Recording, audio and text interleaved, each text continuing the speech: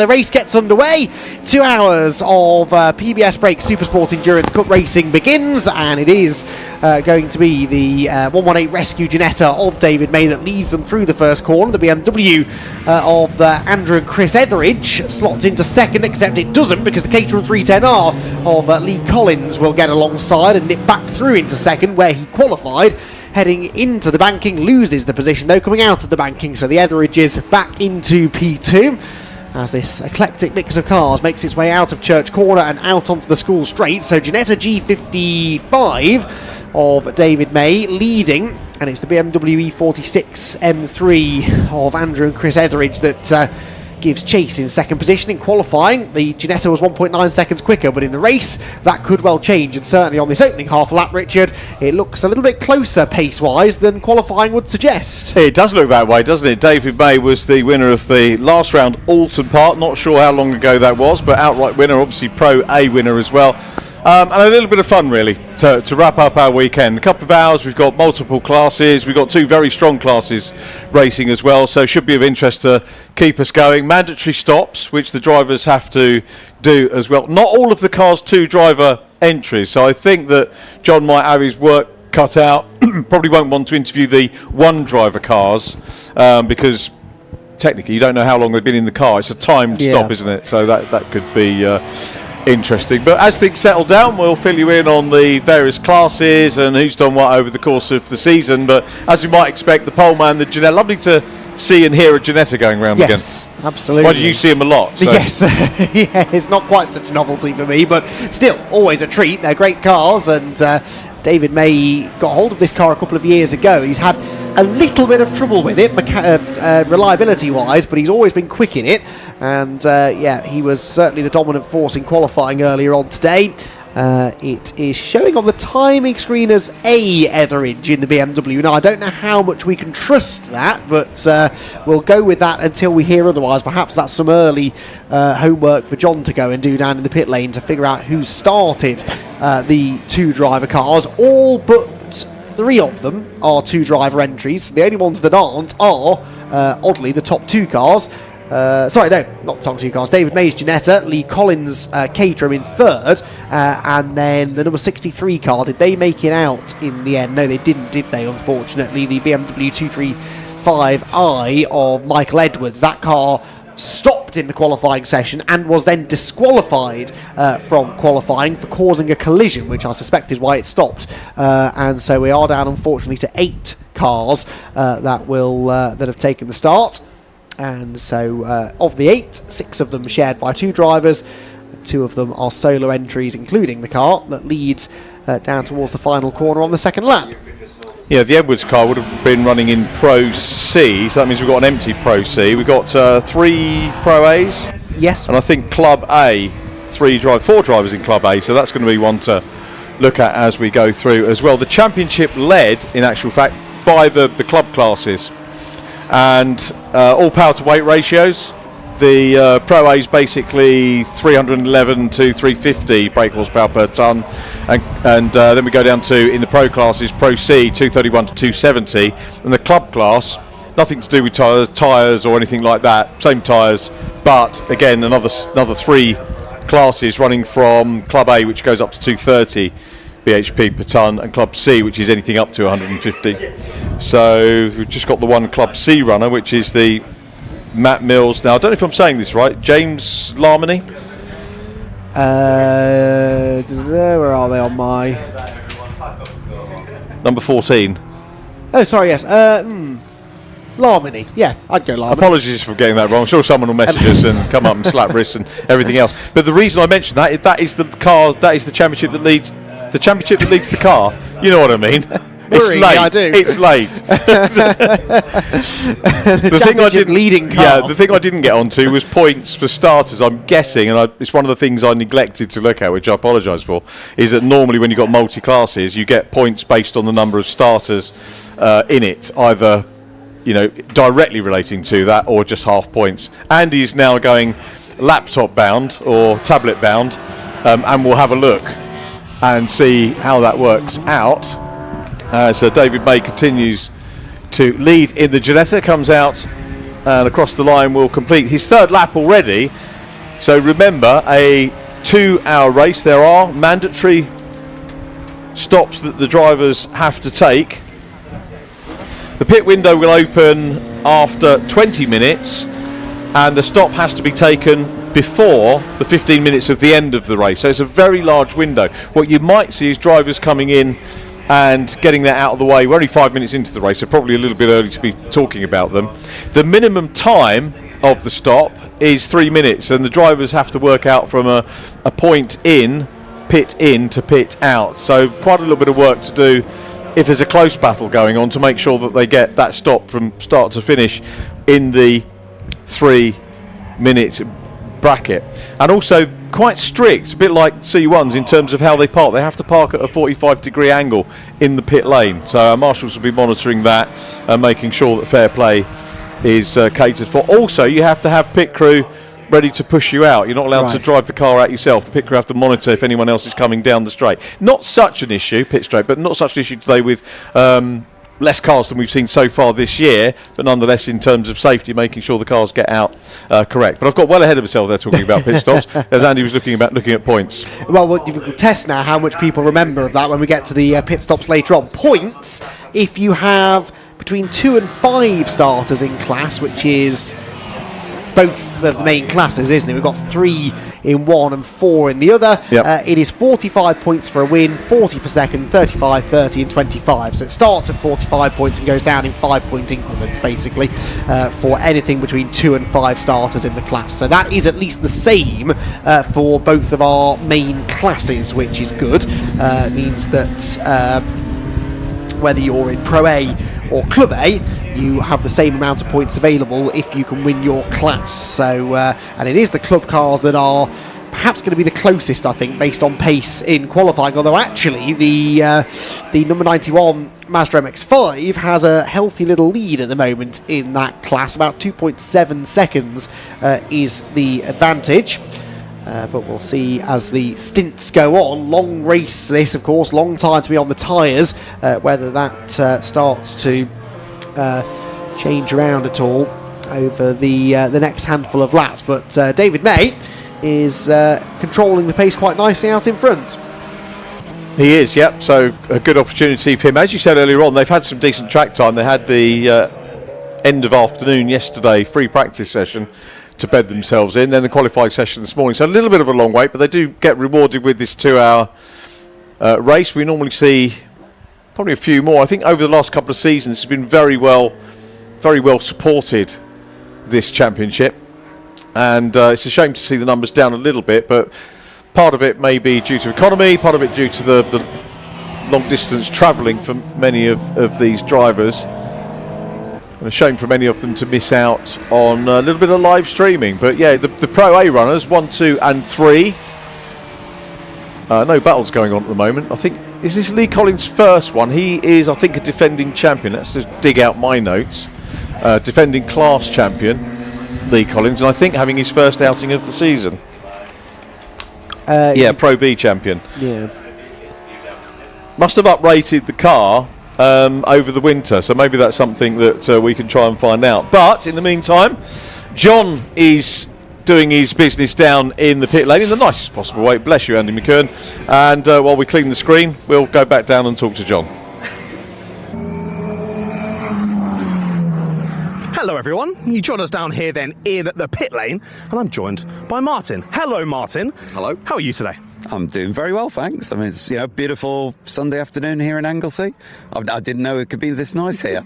So yeah, it's great. I know, well, the sun has just come out just for this final race of the day for us to enjoy. Now, of course, you're piloting the Mazda. Yep. You've got your fellow driver out there at the moment. Have they had a good start to the race? They've had a very good start. They've held position, which was exactly what we wanted. So we qualified ahead of our class. Mm-hmm. I think for the first time this weekend of the 3 races so far, we've got a good shout at the fastest lap. We won the first 2 races in class. Okay, great. So if we could just keep it all together, then we're looking we're looking pretty good. But, look at the other races we've seen around here so far this weekend.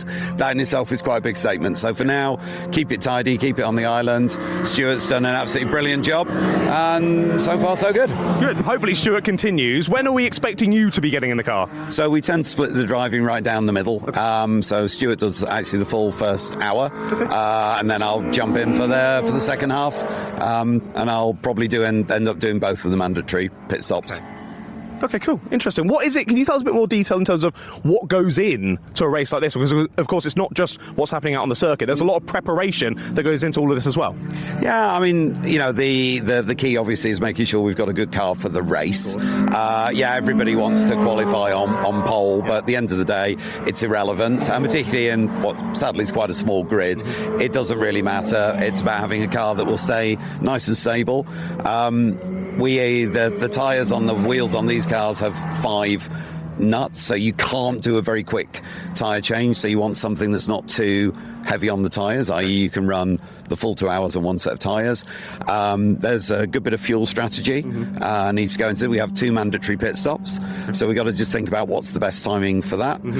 So shout out to my wife, who's actually the team engineer and strategist, so she does a brilliant job of keeping an eye on where the fuel is and just getting us in at the right time, optimizing all of that. So it's absolutely it's a team game, even when it's just a 2-hour race like this. So we're pretty well prepped. We know what we're doing, and we've got a plan. We'll stick to the plan. Fantastic. Well, the plan seems to be working for the moment. Yep. Hopefully that continues for the rest of the 2 hours. Best of luck. Thank you very much indeed. Cheers. Thanks for chatting with me, Martin. Well, there you go. Then watch out for the Mazda out on circuit, because soon he'll be behind the wheel of it. Back up to you in the commentary box. Thank you, John. Yes, well, they're doing all right, aren't they? Sorry, I thought I switched your microphone on there. Missed the button, Richard. I need to call you John as well. This is going well, isn't it? Yes, they are doing well. The 91 team leading in Club A by a reasonable margin now as well. I'm pleasantly surprised, at how close it is at the front, because the Etheridge BMW was 2.2 seconds slower than David May's Ginetta in qualifying, but whether maybe David's just pacing himself early on in the race, I don't know, but the gap has never been more than about 1.7 seconds so far in the race. It's doable, isn't it, for Christopher Etheridge to go in and put a little battle in for the lead. He won't want to do that necessarily at the moment with 1:47 remaining on the clock. But yeah, pleasing that is the case. Lee Collins back in third, dropped a little bit of ground, has Lee at the moment in the Caterham 310R. Probably wondering why. Actually, I don't think it was in the Caterham races, but could have been in the graduate races as well. One of the second tier of National Caterham Racing, the 310Rs, say running in Pro A. Seasonal debut for the Pro B champion for 2025. The man we heard from on the interview there with John was Martin Rich, second overall at the moment in the championship, class leader. And the 91 car has had a second position overall at Alton Park, which is a remarkable result. Fourth position overall is it Brands Hatch the first round? I think it was. And class winner on both occasions. We've only had 2 of the 6 classes that have had repeated winners, and you won't be surprised to learn that the other one was Matt Mills and James Larmony in their Pure Track Racing Mini Championship leaders. I know Sarah Dennis will tell me if I don't mention Pure Track. I didn't realise they've got about 15 cars, I think Sarah was saying. Wow. You certainly see lots of different ones around as she guards the entrance to Toka, doesn't she, Sarah, when she's not racing weekends. But always lets us in for a cup of tea, which is very good.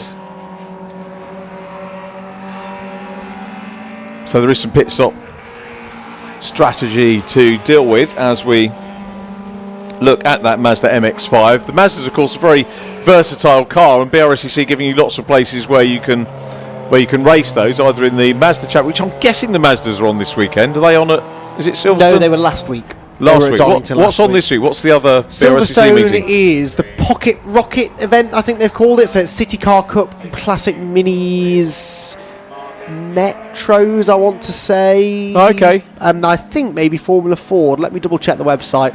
It was quite a good looking event, actually. Was trying to look through some of the results last night from the Silverstone National Circuit. But no, Mazdas were out last week at Donington. BMW Super Cup was out there. Club Sport Trophy had another big grid, and it was a busy weekend. It does show the breadth of the BRSCC, doesn't it? That, within sort of 2 weekends, you've got 3 big sets of unique championships which could be catered for, and all pretty well supported as well. C1s as well. C1 Endurance were out at Silverstone. Right. Melia's 7s and Citroen 2CVs, where we had a photo finish, of course, in the first race. I was looking at the results last night, as is mandatory, I think, in Citroen 2CV racing. And so no, busy time for the club, actually, with a lot of events over the summer period. And they are. It's not a massive team. There were discussions last week at Donington, actually, about how they were going to split their organisational team, and in fact, now this reminds me of an opportunity for a bit of ribbing, because Andrew Payne messaged me earlier on this morning. Andrew Payne, who does a lot of work with the BRSDC. Coordinating series, etc. His son Hayden is actually running the SuperSport race today as a junior weekend coordinator, and Andrew has asked me to take the mickey a little bit out of Hayden. I think he feels that I target him a bit too much. Maybe, I was just about to ping that the other way. I said maybe Hayden could take the mickey out of Andrew, which well, he does frequently. He does. We were. Is he here with Brady, presumably, because they? Yes, they do. I've done a couple of video interviews with them. Yeah, exactly. But no, he is actually helping to run the SuperSport this weekend. Is Hayden? Lindsay Close is normally there. Yes, she's not here this weekend. Not sure why. I miss Lindsay. Hello, Lindsay, if you're watching. We miss you. She's come and see us. Busy with the kids, I'd imagine, which she often is. But all 3 of them. Sorry, Mike. Mike, well, thank you for that. Lovely people. Absolutely lovely. A lot of time for them. But yeah, no, not here this weekend. So Hayden stepped in. That's great that Hayden's involved. Yeah, fair play to him. And I think he's enjoying himself. He could come up and have a chat with him. Talk us through his experience. And it's another thing about getting involved. We talked about marshalling and getting involved with marshalling. You've mentioned the BRSCC website, but there are.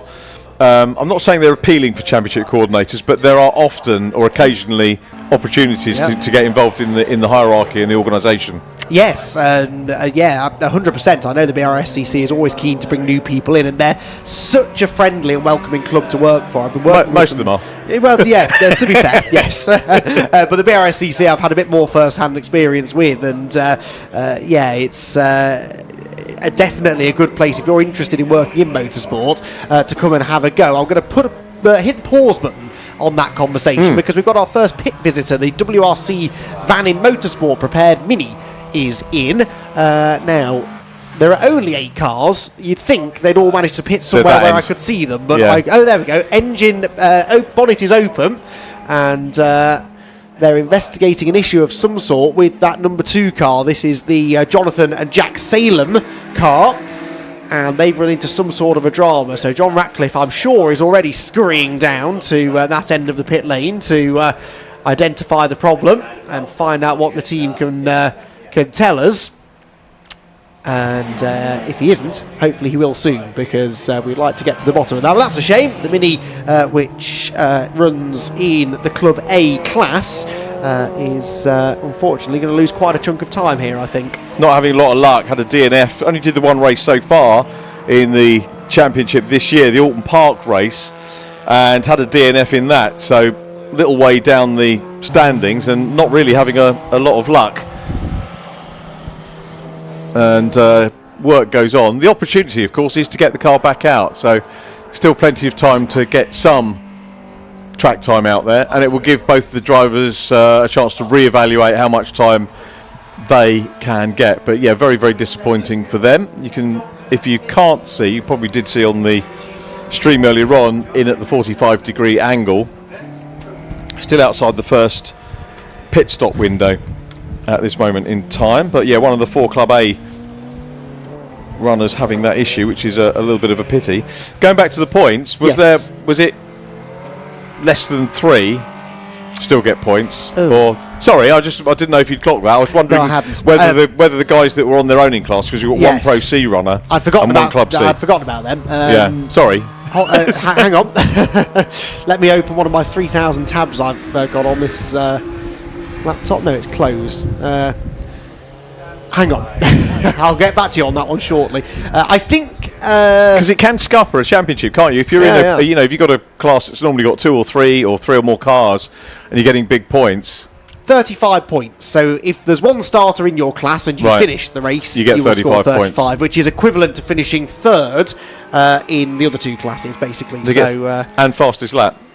Minimum of 2 starters. Yes. So they're not crediting you with. That's pretty cool. Yeah, that's fair. So there's still points available. There's a reason to carry on, even if there's no one else in your class. So yeah, there we go.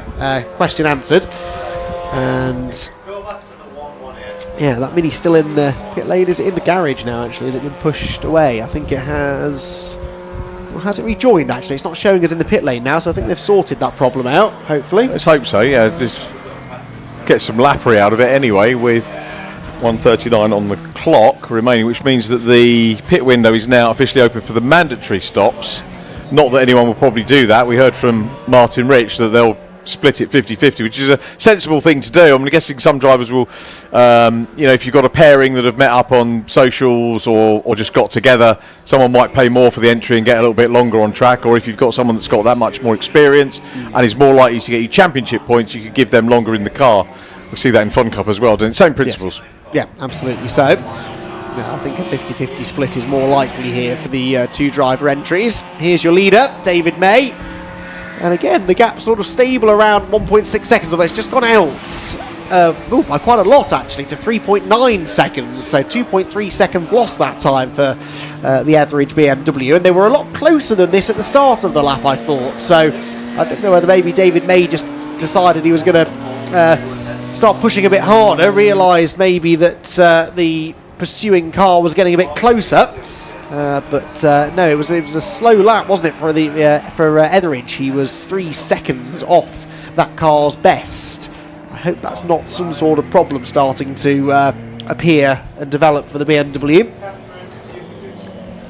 And they are a long way ahead, aren't they, of Lee Collins, who at the opening lap or so was getting properly in the mix with the leading two.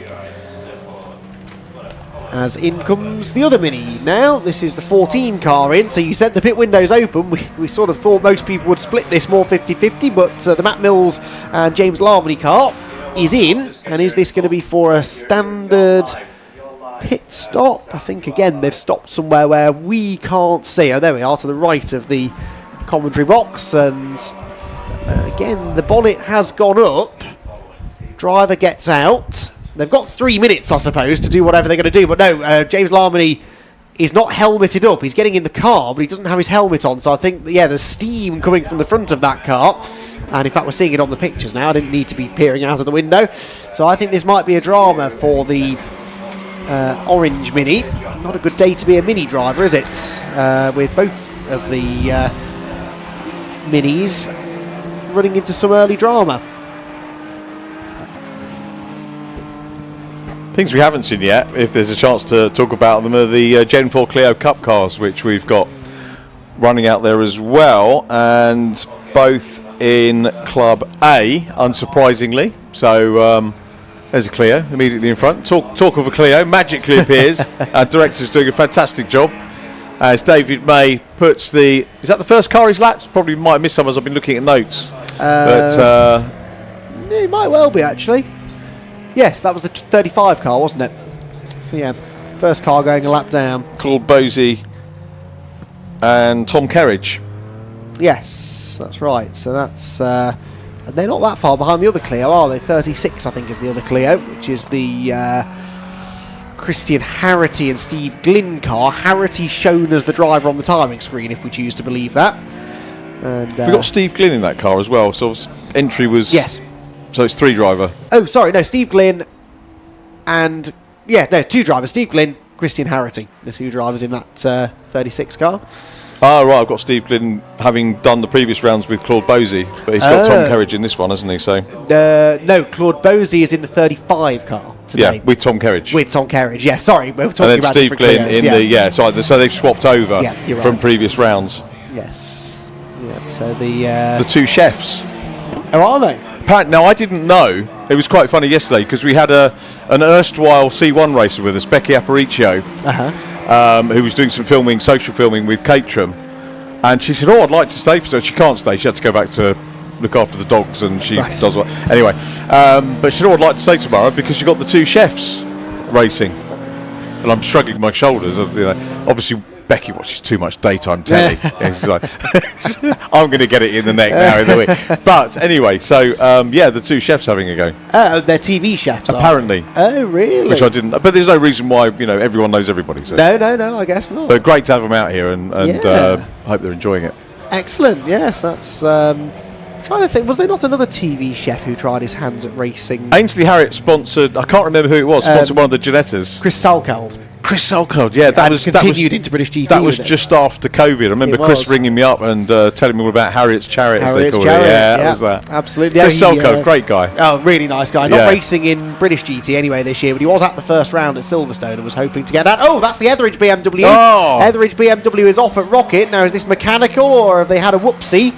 Let's hope the car. It's been a long time since I've heard that one. All the technical terms come out when you're with me, Richard. I'm not sure that car's getting back up to full speed immediately, is it? They could just be feeling it out. No, they're off the pace, aren't they? I was listening in, so that's a shame. The second place car, I think, is in trouble.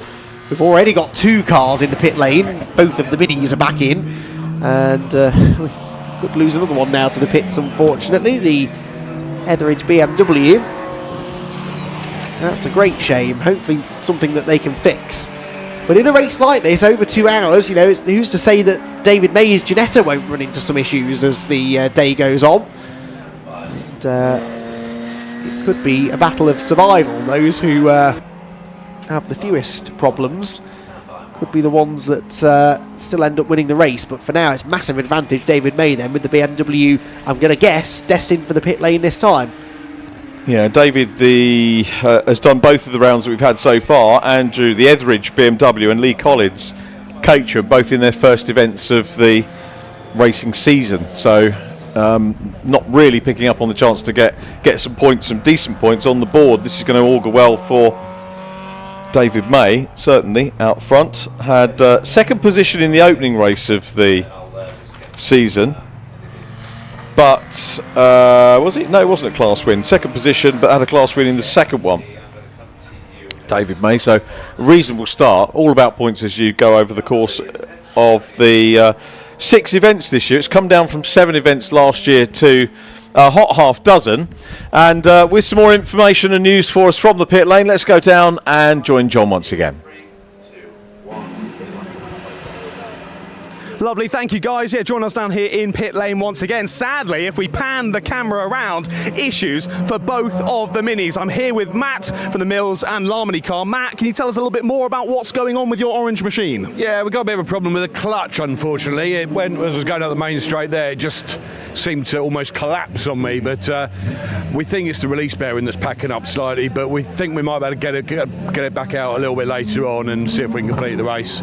Okay. Real shame because the car was going absolutely magnificently up until that point. But exactly what I was about to say. You guys are going so well. Just such a shame that it's all gone wrong. I know, and the sun's shining at Anglesey. It's like being on a Greek island. It's normally wet and windy. I'm normally here in November, so it's really nice. So, yeah, a real shame. But hopefully we'll get it back out and limp round. And sadly, we're the only one in our class this weekend, so we need the points. So we'll get back out there and do what we can. Okay, good. So this is going to become a bit more of sort of a test session then, working out if you've got the fix right, and then trying to find a bit of time. Yeah, because we're the only one in the class. We're always going to treat it as a test session anyway. Just keep going around, keep it on the black stuff is all that matters, really. Yeah, and it's a shame as well, obviously, with 2 drivers involved, that you've got a bit of time in the car at least, but your co-driver hasn't had much time. Well, he only lives an hour down the road. I'm about 5 hours away, so I don't feel too bad.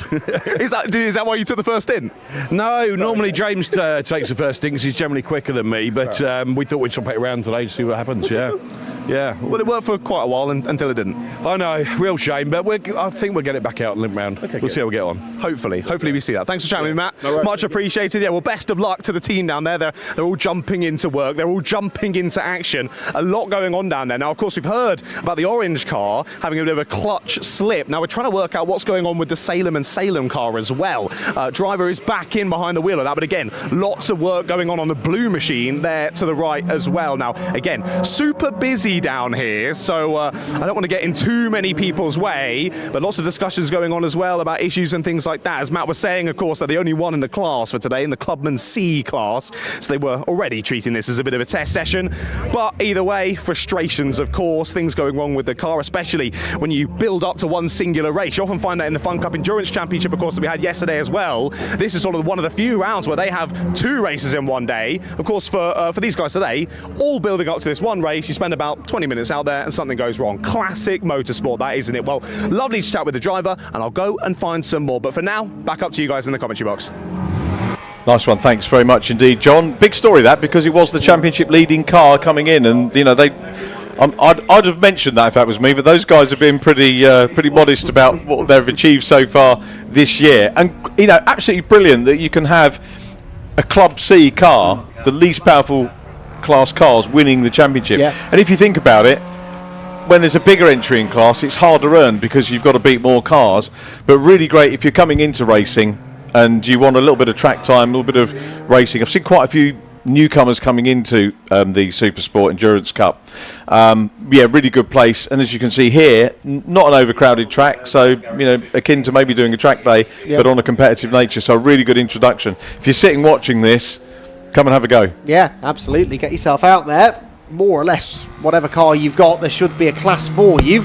And we'd love to have you out as part of one of the races later on this season. Again, head to the BRSCC website for info on where the rest of the races will be this season for the PBS Performance Brakes SuperSport Championship. The calendar consists of 3 more events. They're at Donington Park in July. I think that might be part of the Fun Cup event again for a 2-hour race. It's always 2-hour races. Snetterton's 200 circuit in August, and the Silverstone National Circuit concludes the championship on the 19th and 20th of September. So a nice early finish to the season as well. And I'm sure we'll have a lot of these cars out at the end of the year, maybe at Race of Remembrance here at Anglesey, which I'm sure pretty much all of these cars would be eligible for. And pretty certain I've seen the likes of David May's Ginetta competing in that event before. The Salem Mini has rejoined the race, by the way, so they'll now start to move back up the order as the Etheridge BMW and the Mills Mini continue to have work done on them. We are working on finding out what happened to the Etheridge BMW. I believe it's in the garage now. It's been pushed into a garage so that the team can continue working on it, but this is taking them now well and truly out of contention, you would imagine, for a race win. And it's now a 38.5 second lead for David May over Lee Collins in the Caterham. By the time we get to Silverstone, you probably at the end of the year get loads of other drivers coming out. Drivers that were regulars in the past that might think about coming back. David Drinkwater and Adam Reed, the champions of Club C last year, taken plenty of wins. I'm not sure what they're up to this year. I don't know if you've seen them in anything else this year. Putting you on the spot a little bit. Yes, I have definitely seen Drinkwater somewhere, but Was I can't that in remember C1s? where. It might well have been C1s. That rings a bell, actually. Although I don't think I've done C1s this year yet. Did they do Club Sport Trophy last week? Very possibly. Yeah, I think they might Very have done. possibly. Sometimes you will also see Julian McBride is a regular in this one. Haven't seen Julian, I don't think, so far this year. Lee Collins won Pro B one time last year. The likes of Jamie Hadley in his Golf. Chris Murphy in his BMW is a regular winner in the 721 number, which he always carries around with him. Multiple winner in this as well. And Aldo Riti, sometimes with Kevin Clark in the BMW. So they may well pop out. So we might get a really good mix of like everyone gunning for the championship, plus some spoilers coming in as well at Silverstone. I'll try not to be in control of the abacus on that one. David Drinkwater, it was David Drinkwater you mentioned. Yeah. It is C1s he's doing this year, yeah. So he was out in the 24-hour race at Silverstone a few weeks ago. Currently attending another 24-hour race, according to his social media, over in France. He's been at the Le Mans 24 hours this weekend. Right, leader is in, David May. This looks like a scheduled pit stop, thank goodness. And so the Ginetta, with work being done, of course, there's no driver change to be done, but I'm guessing in the regulations, same as Fun Cup, it dictates that even as a single driver entry, you have to get out and back in to simulate a driver change. Unlike Fun Cup, though, we've got this 3 minutes minimum pit stop time that must be adhered to. So the Ginetta will have a little bit of servicing done. I think they're just tweaking the tyre pressures. Is that a 45-degree angle? Are we? It's give or take, isn't do we it? protest How it? precise are Yeah, we I going to be? I don't remember reading in the regs that you have to get out and back really? in. So maybe just stretching his legs or something. Yeah, but well, that's valid. And then they'll belt him back up, hopefully. Tyre pressure's adjusted. As you said, that 3 minutes is from the pit entry line to the pit exit line, which you can see just beyond the car. In fact, out goes the Clio, that's been in as well, or one of the Clios, for its first mandatory stop. Quite a short pit lane, this, so it's not quite as difficult maybe to calculate the transition time down the pit lane. That's what catches people out. It's not 3 minutes stationary, it's maybe 2 minutes and 35 seconds stationary and then 25 seconds in and out. But here that's a much longer stationary time because it's such a short pit lane. it changes, doesn't it, circuit to circuit, as does the pit stop time during safety car. You can take a pit stop. We don't want to mention the phrase safety car, but that's extended, so you can do a pit stop in a safety car. Oh, okay, so we've got an issue with the 14 car out on track. Maybe clutch problems still evident, but yeah, if we do get a safety car, you can take a mandatory stop, but an extended time, and here it's doubled, 6 minutes, so you can't take advantage of that.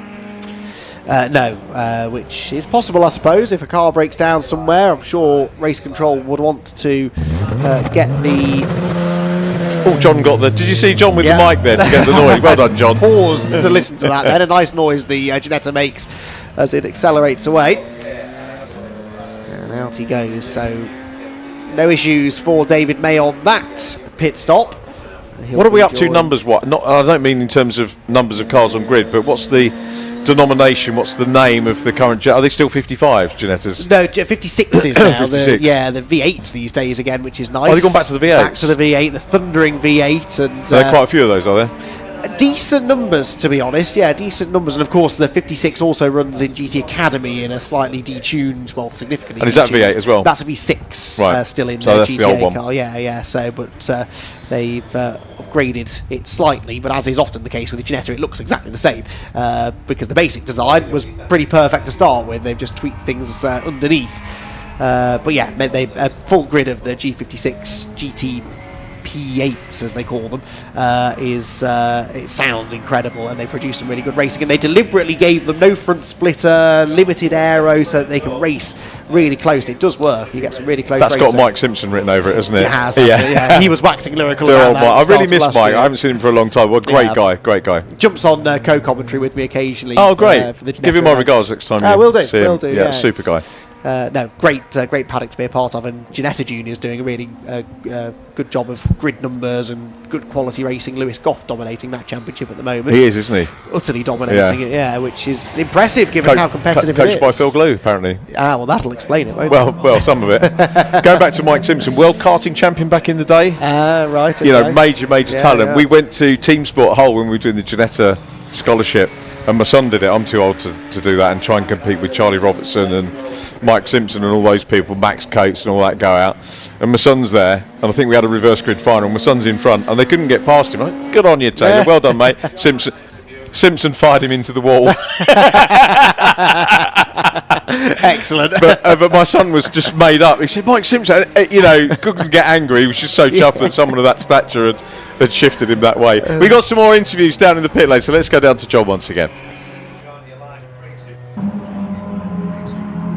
Lovely, thank you guys. Welcome back down to the pit lane once again. Let's head up here then. We've just seen that pit stop from the Ginetta, and as myself and Sam behind the camera said, wow, it sounds good. Let's go and have a chat with the driver. We've got Dave over here, who I'm afraid I'm going to have to drag away from another conversation. Sorry guys to dive on you. Dave, have a little chat. Yeah. You're out there for that first stint. Seemingly all went pretty well. Yeah, as well as to be expected. Shame there's not enough cars on the grid, but there's a E46 BMW behind me, and he was sticking with me. So I thought, okay, we've got a bit of a race going on here.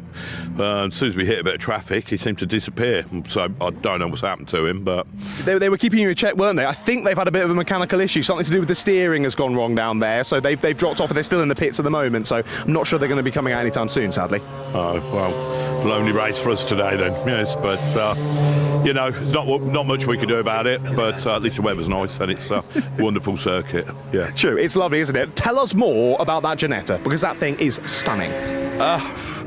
I bought that originally about 5 years ago. Me and Mark used to run a Nissan 370Z, and it kept blowing up. So I was fed up with everything. But so we bought the Ginetta to race. Couldn't really get it in many championships, so it sort of sat in a barn for a couple of years. Done a brick car with it for a bit. We've jumped off into the SuperSport, which I'm sure is going to come back and be a full grid soon. But that was a wonderful car they are. You know, we've got Data Motorsport. They're the best Ginettas. You know, nothing goes wrong. You know, our pit stops are perfect. Now, prior to having them, we're a bit like the Keystone Cops. We were like all over the place, and you know, everything going wrong. But everything's working fine. Like I said, it's just a shame there's not enough cars here today, but you can't have it all the time. Exactly, it is what it is. And like you say, with a longer race such as this, you can be as fast a driver as you like, but if the team aren't getting it done, you're not going to win a race. But as you say, your team doing a cracking job. No, we are. We lost the race at Brands Hatch beginning of the year with 0.4 of a second, and on the first pit stop, and 0.5 second on the second pit stop. So we learned our mistakes then, and we're not going to do it again. Yeah. So no, and we don't. You know, team I've got superb, excellent. You know, couldn't wish for any better. So amazing. And specifically the driving aspect of that car, comparatively to other cars that you've driven, is it relatively simple to handle? A bit of a difficult one? It's not easy to drive. They are quite easy. I've driven a lot harder cars. It will snap out and it will bite you if you don't get it right. Do you really notice the aero on it? Yes. Yeah, I never thought I would. Yeah. But round here it's a little bit too twisty at the top end. We've got no grip at all, and it's sliding, understeering, oversteering, all over. As soon as you get into the fast corners, and then even if you're on slicks, then it's a different animal. I was going to say, does that make an issue with the tyres then? If you're slipping and sliding up there, overheating them, does that wear out throughout the race a bit more? Well, we're on road tyres, so they'll probably last 10,000 miles. But you know, one of them cars on slicks is phenomenal. You know. And what kind of difference in pace are we talking? I'm putting you on the spot with the question. What kind of pace are we talking between road tyres and slicks on that kind of machine? 4 seconds, 3-4 seconds, yeah, I think, yeah. Well, that must be a monster with slicks on. Yeah, it's great. Too expensive though, yeah. Yeah, you go through this pretty fast, I imagine. Yeah, every meeting. Yeah, at least one set, at least. Okay. Yeah. If you're being not so kind to them, maybe a couple more. Well, yeah, we've gone through many sets of slicks, yeah, and the bank balance hurts at the end of it, but yeah. Very good. Well, great to chat with you, Dave. Seems like everything's going well for the moment. Sadly, no one to batter with at the moment, but we shall wait and see. No, well, let's hopefully the BMW get out and we have a bit of a play with them. So hopefully. Great to chat with you, Dave. Thank you very much. Best of luck for the rest of the race with the Ginetta. Lovely to hear from him. And speaking of the BMW, let's make our way down this way, because as I said to Dave, it's not gone quite so well in this one, sadly, for the BMW. They are, or hopefully, well, not hopefully, I hope they're back out on circuit, but at least for this pista work, I hope they're still here in the garage, because they were down here. Now, they were diving straight into getting stuck in with fixing this car, as it is still in the garage, so you can pan away from my ugly mug. It is sat there, and as you can see, the guys getting to work on this machine. A real shame, as we said, was keeping that Ginetta properly in check through those first sort of 20, 30, 40 minutes of the race, but sadly, something going seriously wrong. I believe something to do with the steering rack that's had an issue on this car from the Pro A class. What a machine to look at, what a machine to listen to, and what a machine to watch racing around such a beautiful circuit such as Anglesey. But a shame, for the moment, it's not doing that. It's sat here in the garage with issues, and Sam and I were shown before we brought the camera over, they gave us a listen to that steering rack, didn't they, Sam? And it didn't sound good. It didn't sound like it'd be going out anytime soon, as Sam agrees on the camera. Sadly, it looks as though, like we had a chat with Dave there, the Ginetta might have a bit of a lonely race for the rest of this one, but if nothing else, it's a beautiful machine to marvel, and hopefully we do see it back out on circuit. We'll have to wait and see, though. Well, lovely to chat with Dave there from the Ginetta. A shame to see the Beamer in the garage, but these things happen. It's motorsport. I'll go and try and find some more people to annoy. For now, it's back up to you guys in the commentary box. Thanks very much, John. Top job. Interesting to hear those stories. We've got to wait to try and find out who the second driver is in the Ginetta. The entry had one. I did check amendments this morning as far as I could. A lot of bulletins to go through, but we'll name check the second driver. I think David May very nearly did name check that. Now, because we're into pit stop windows and the Ginetta has pitted, we've got a change of leader, and it's Lee Collins in the Caterham that we're looking at now. Our director's absolutely spot on with it once again, and obviously Lee still to stop. Great to welcome him back. I echo what David May said about getting the numbers back up, and they will. They very definitely will with the remaining rounds that we got to come, because you don't have to do a full championship.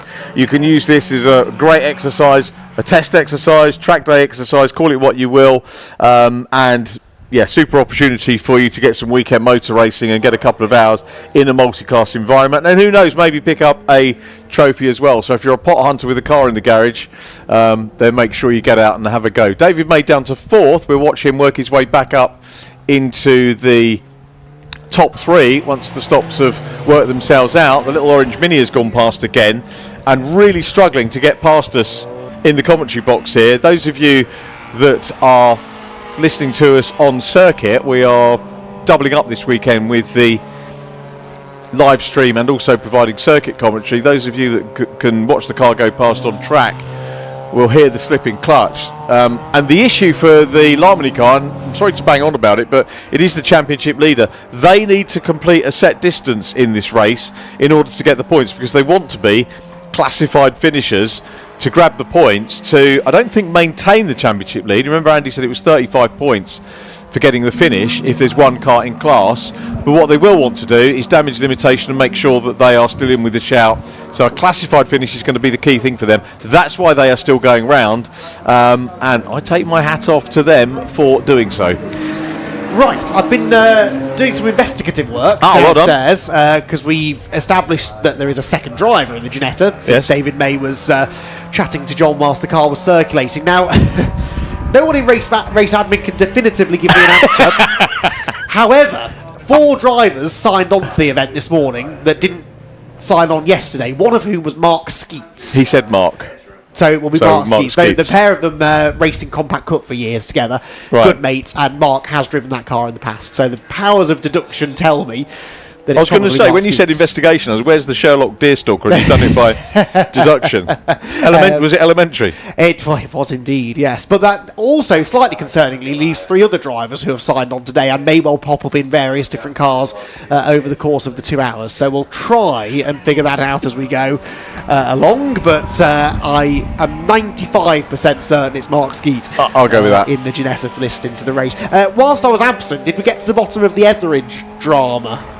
Steering ramp problems, yeah. Right, okay. Couldn't get to talk to them, but they were John and Whiskers. 8 out of 10 viewers prefer Whiskers, by the way. Do they now? If you remember the advert.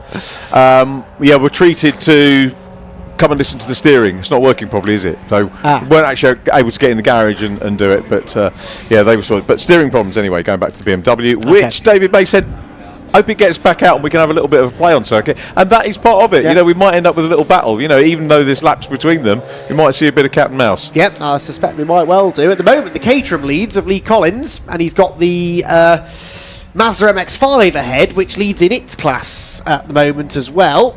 The Club A class leader, which is actually 2nd place overall, going a lap down here to the outright race leader. So interesting that Lee Collins is doing this completely differently to the other cars in his class, going a lot longer into the race before making that first stop. He is, isn't he? We wonder if he'll do it sort of at the halfway point. One would say we're assuming he's a solo driver, unless he's got the other 3 that are signed on. Yeah, maybe to four driver lineup.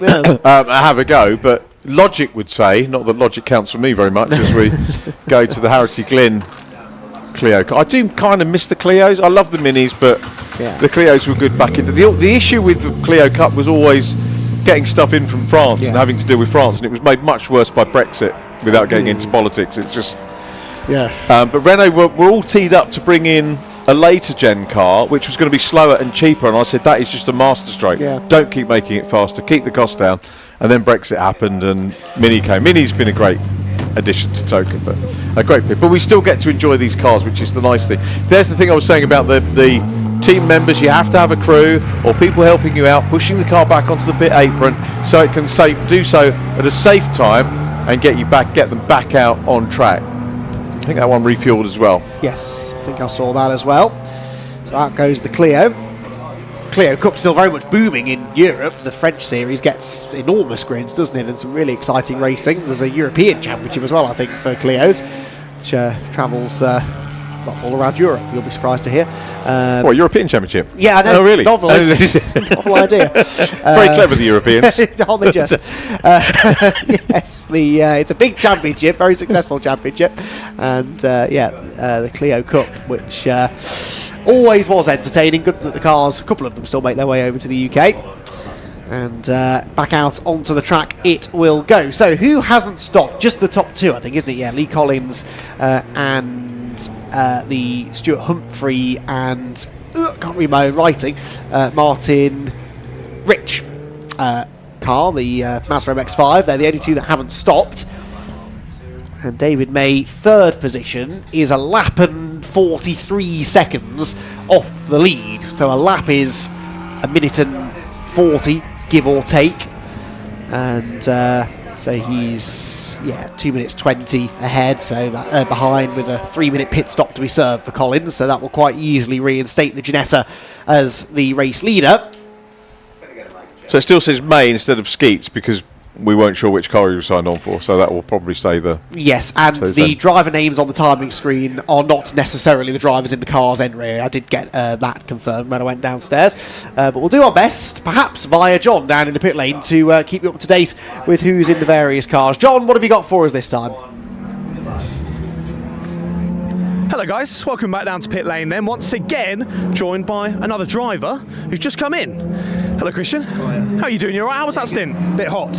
Yeah? It was good, yeah. The pressures were a bit high on the fronts, but obviously the temperatures, the sun's coming out, so they're just, yeah. But yeah, it's good. It's hard work, but it's good. It's good fun. I was going to say, is that making it a bit more challenging to drive? I would imagine particularly up at the top section. Yeah. You're literally feeding the wheel, so you couldn't turn it in at all. So, but it was good. It was good fun. Yeah. Is that sort of like a bit of a self-fulfilling prophecy in terms of the more you work hard, the more hot they get, thus the worse it gets? Basically, yeah. So as much as you try and get back on the throttle, you just can't. So it's a case of sort of slowing and fast out. But it was getting to the point where we took a lot of pressure out on the changeover then. So yeah. So we'll see. Report back from your other driver whether it helps or not. He'll be quicker anyway.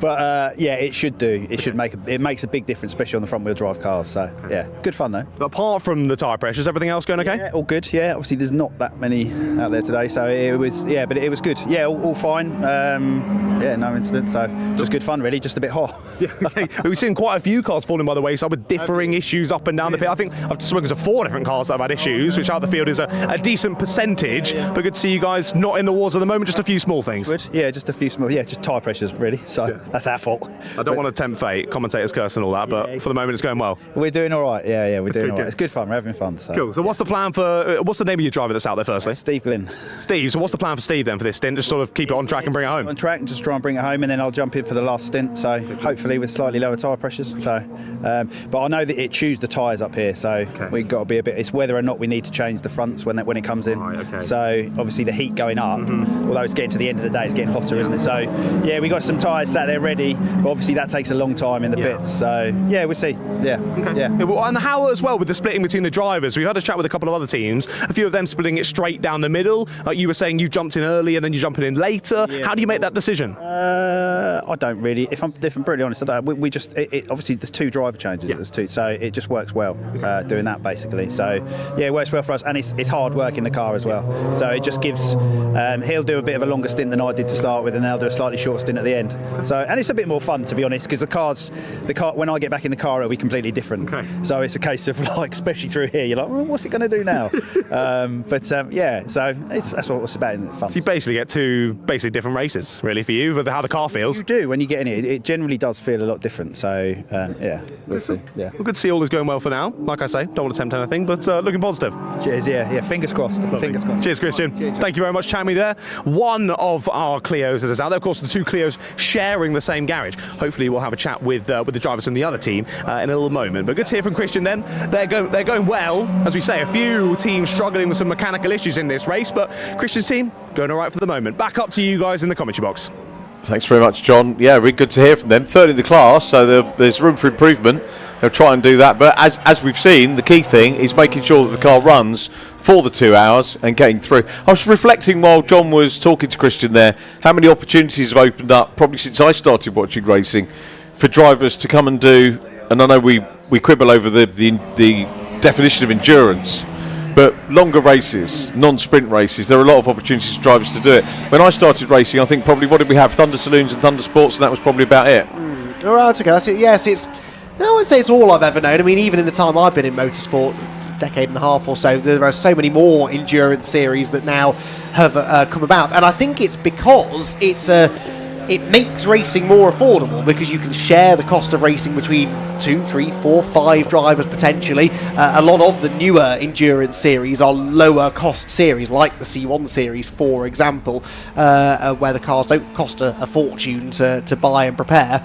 So it's actually a more affordable way of going racing, and if you're a fan of endurance racing, it's great, which I am certainly, because to watch they're very entertaining. And but then this is something a bit different, isn't it? Multi-class endurance racing, to have more series like this out there is definitely a good thing. And a lot of these cars, the Clio Cup cars, for example, this is a second home for those cars after Clio Cup stopped racing in the UK, the older spec Gianettas, things like that. This is somewhere that you can get hold of one of those, out-of-date cars in a way they've been replaced by the next generation, and still find somewhere to race them. So it's win-win, really, isn't it?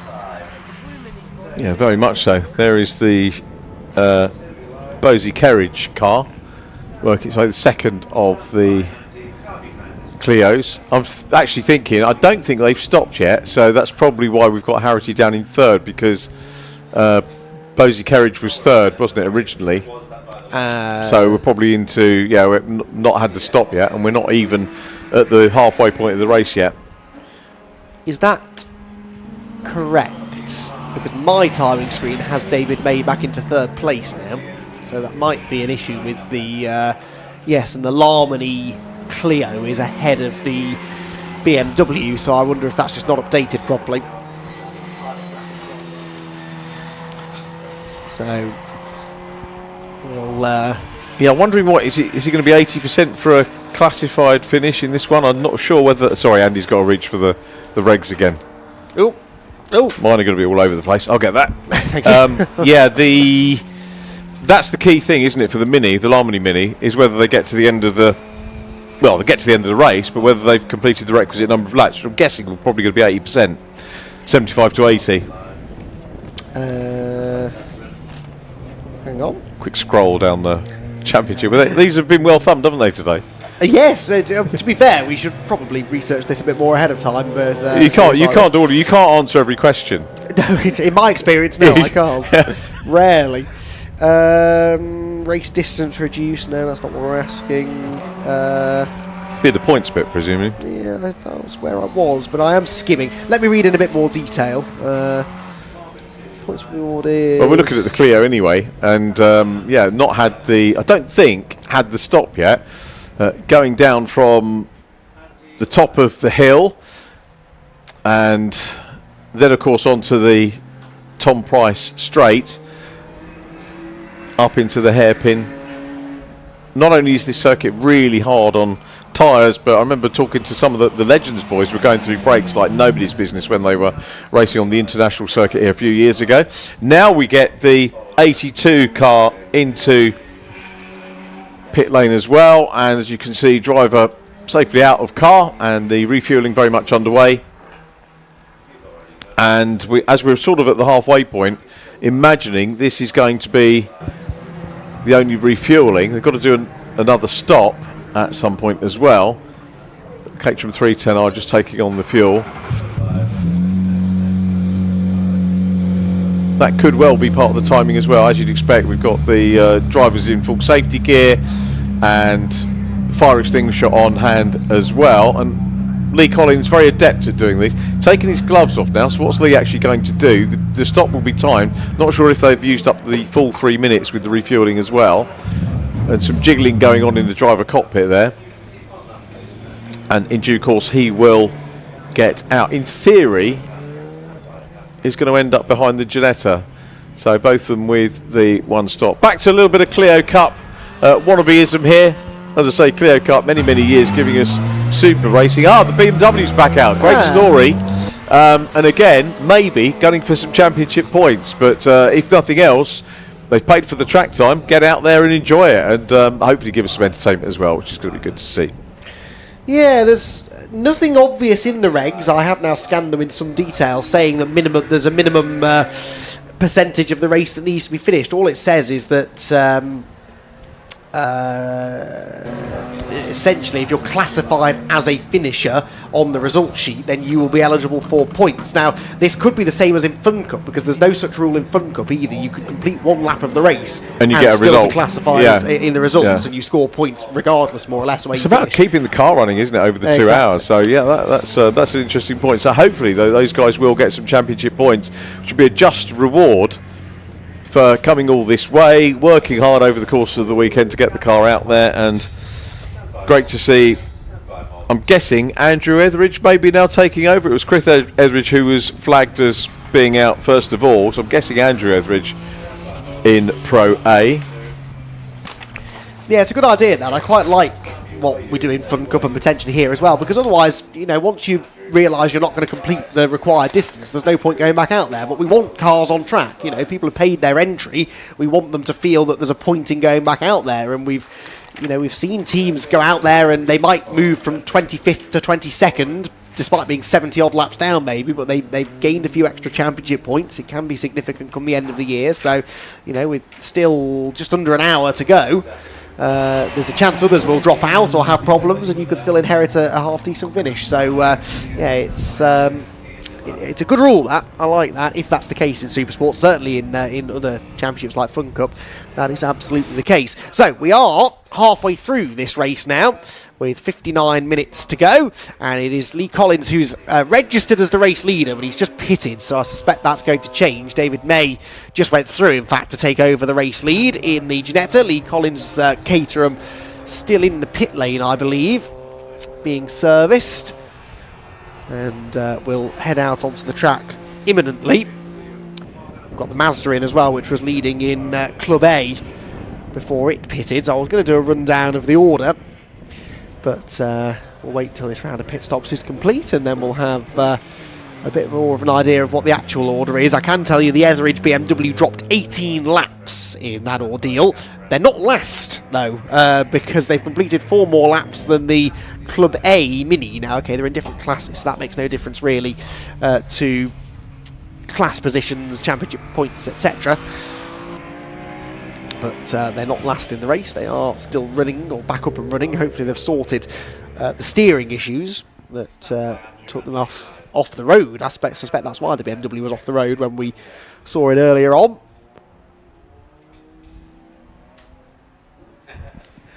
So the BMW then heads into the hairpin, and we can head back down to the pit lane and chat with John.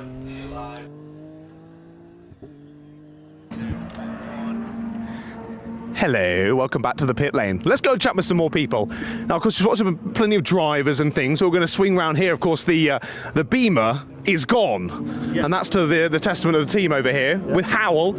Howell, you've volunteered yourself for an interview here, so hello. Hi. Welcome to the live stream.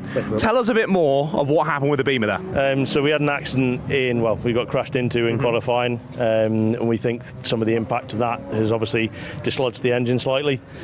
It's moved the engine mount. We haven't caught it between times, and then obviously halfway down Peel, something's gone dink dink down the road, and we think that was the engine mount. So he's then lost steering. Because when you came in, we initially thought it was something to do with the steering, as you showed us, but then since then we've had a bit more of a revelation. Yeah, so the engine had basically just collapsed down onto the steering column, and that was what was the graunching noise that you guys heard. It sounded pretty horrific, so which is why we all went, oh, right, we're done. But as I was turning it whilst I was talking to you, the guys were in the engine bay, they looked, spotted the engine moving slightly, and then that's when we seen it. Luckily, spare in the van. Wow. See how long it lasts. Well, a testament to the team there that they spotted that and got the fix done, and maybe a bit of luck as well that spare was in the back, but you got it on and hopefully it lasts, like you say. We'll see how we go. Thank you very much. Cheers, Hal. Thanks for chatting with us. Well, there you go then. A little bit of a story as to why the BMW is having those issues, and the team have done a great job there to find it out, get it fixed, and send it back out. Well, speaking about sending it back up to you in the box.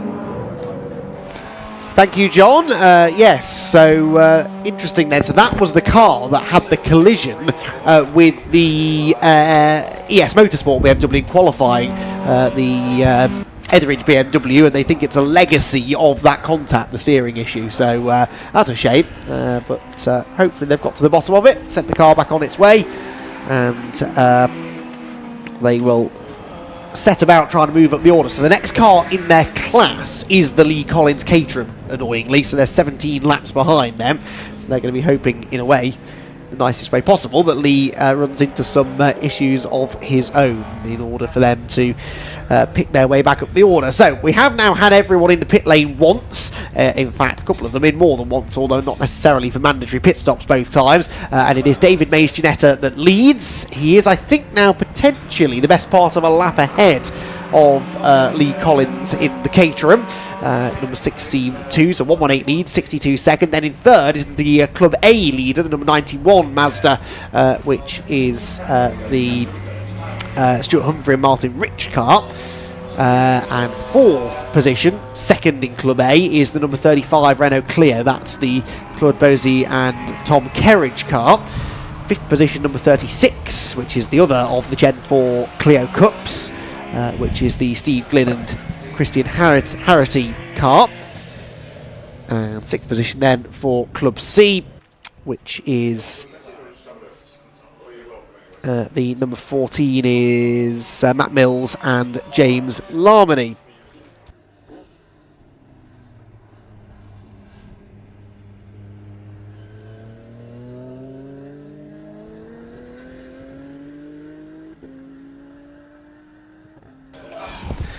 A little bit of radio silence. We've got a visitor come up, so I'm going to put him on the spot now. Hayden Payne's come up to have a chat with us as championship coordinator for the day. First of all, I think we need to start by giving your dad some stick. He's a rubbish driver, isn't he? Let's flick you on. There you go, you're on now. There we go, we're on now. Yeah, I fully agree with that statement. I've always been quicker than him. That's all that matters. Is he watching? Is he sort of sending messages and stuff like that, or is he working today? He's at Silverstone, isn't he? He's at Silverstone. I doubt he'll be doing much, as per usual. But yeah, he'll be watching some C1s go around, as they're still going around at the moment. We did a bit of a chat about your driving, didn't we, a while ago? Yeah, that was to do with the DS3 Cup that the BRCC have. Yeah. So that was about, obviously, when we first brought them into the BRCC, and it's going better now. It's going building up the championship, really. Tell us a bit about your weekend as involved on the coordination side. What have you been up to?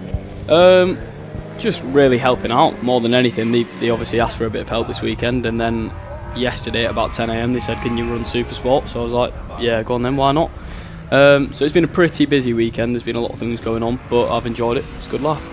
Good. It's great to see you around, and it's been a good weekend all round, hasn't it, with the racing? Yeah, I mean, juniors have been brilliant. You know, Fiesta seniors have been brilliant. The Caterhams have come along, and obviously they always bring big grids, interesting racing. So yeah, it's been a brilliant weekend. Lovely weather as well. Can we run the DS3 in these, or are they not quite powerful enough to get up there? Because we've got the classes that I've got to work out all the notes now and try and work it all out. So Club C, you probably can, because it's up to Club C is up to 150 brake horsepower per tonne. I think it might be all right then. I think we can get that in. But then there might be date clashes and things like that to be able to do it. But opportunity for those cars to come in. Yeah, I think that Ginetta would catch it up quite quickly, wouldn't it? But I mean, you know, coming into this one, we were saying that the Mills and Larmony Mini was leading the championship from Club C, so it is open to the smaller cars. The smaller cars can come in, you know, get some decent results and lead the championship overall. That's the beauty of this. Yeah, 100%. It's what you need. They're having a few troubles at the moment downstairs, but they're hoping to get it resolved and you know, claim points for the championship. That's what they're here for. You know, small grid this weekend, but the people who need to show up have shown up, and they've all been happy. Really made a difference to the paddock, so it's been good. That's good. What's next for you? Oh, good question. I'm not sure yet. Possibly getting back out in ST150s soon. Right, okay, so that'd be good. Ideal, yeah. Maybe do a bit more stuff with the BRCC if they ask. I'm always open to help. So it's been a good weekend, as I said, so I've really enjoyed it. It's a double-edged sword, isn't it? Because we like seeing you on track, but also it's fantastic to have you helping out with the championships as well and have your company on race weekends. So, you know, great that you're up here. So any chance that we might see you out in this? If you're coordinating it, probably not. Probably not, but I think Lindsay will be coming back to take over for the rest of the year. But from looking at it, I've never really looked at it properly, and that's probably shows you know, that's a me problem really. I should be looking at it more, but this championship's brilliant. You know, you've got your free practice on the Saturday, you've got half an hour quali, and then you've got 3 hours worth or 2 hours worth of racing. So everyone's friendly, the whole paddock's friendly. You get garages on the race day, things like that. So I think it's a brilliant championship. It just needs the numbers really. Loads of track time, isn't it? As you say, is this the one your dad looked after before? Because there was a swap round of a couple of championships this year, wasn't there? I can't remember which one. I can't remember. Was which? I know Andrew Schofield used to. Oh, that's what I'm getting muddled up with Scof. Yeah. Yes, yeah. So he used to look after it. Now it's Lindsay this year, and obviously me for a round. Well, Lindsay couldn't make it this year or this weekend. Sorry. That's good. Any thoughts on the race so far? Obviously, you've been watching what's been going on. We've been talking about the Mini. The Clio's all together on the timing screen, so the class is very much all together apart from the Etheridge BMW. So they're all kind of in the right order. Yeah, I mean, it's with 8 cars out, it's always going to be a little bit quiet. But you know, the Ginetta and the BM at the start, they kept close for quite a while. If I was to throw a question to you, right? So you're coming into the meeting. Oh my God, we're Pro A. We're a couple of drivers short. Which car would you go in, the BM or the Ginetta? Probably the BM. It just seems more. I don't know. I've driven Ginettas before, but I think the BM would just be a good laugh to drive. Right. You know, it's a proper good little team as well. Good crowd down there. I've been chatting to them all day, so that's probably the one I'd go in, the BM. Yeah. And they got the steering issue from damage in. I think Andy was saying, was that the incident earlier on in the weekend? Yeah, they had a small incident in qualifying with another car, but they seem to get it fixed. I think they're still going round, aren't they? So yeah, back out now, which is great. So yeah, I think that it's probably from earlier issues, but now that they've got it sorted, hopefully they can just keep churning out the laps and get to the end. We might see a battle with the Ginetta a little bit later on. And coming back to Ginetta, so you're telling me, just saying just now, you've driven a couple of Ginettas. What have you been in?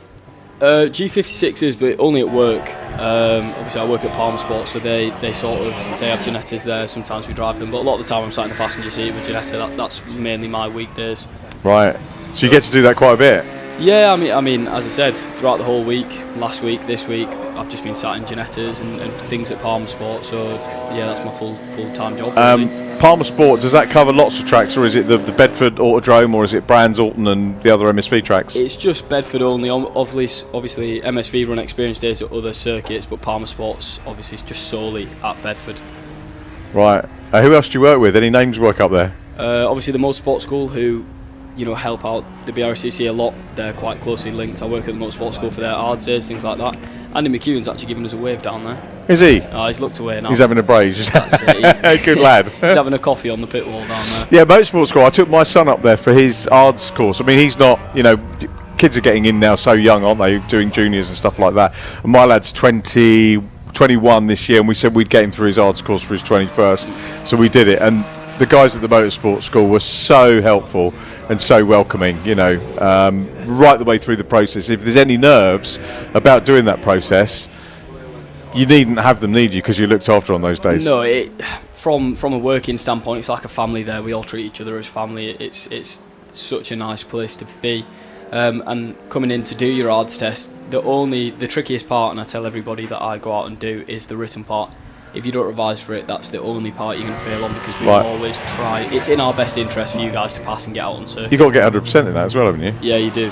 That's tough, isn't it? It can be. Yeah, people trip up on flags and things like that. So that's the one piece of advice I give everybody. Make sure you revise for your written. Obviously, a bit of track experience on track days and stuff is always helpful for your actual ARDS test. You'll just breeze through it then. But if not, we always have options. We can always help out, because, as I said, it's in our best interest to pass people. We want more people out on circuit, and it's nice to see that progression when you pass someone's ARDS test and then you go see them on a race weekend and they're racing it. It's a nice thing to see. That's good. You got any Billy stories from Bedford? I won't put you on the spot. You probably can't say half. I can't say many, but we do.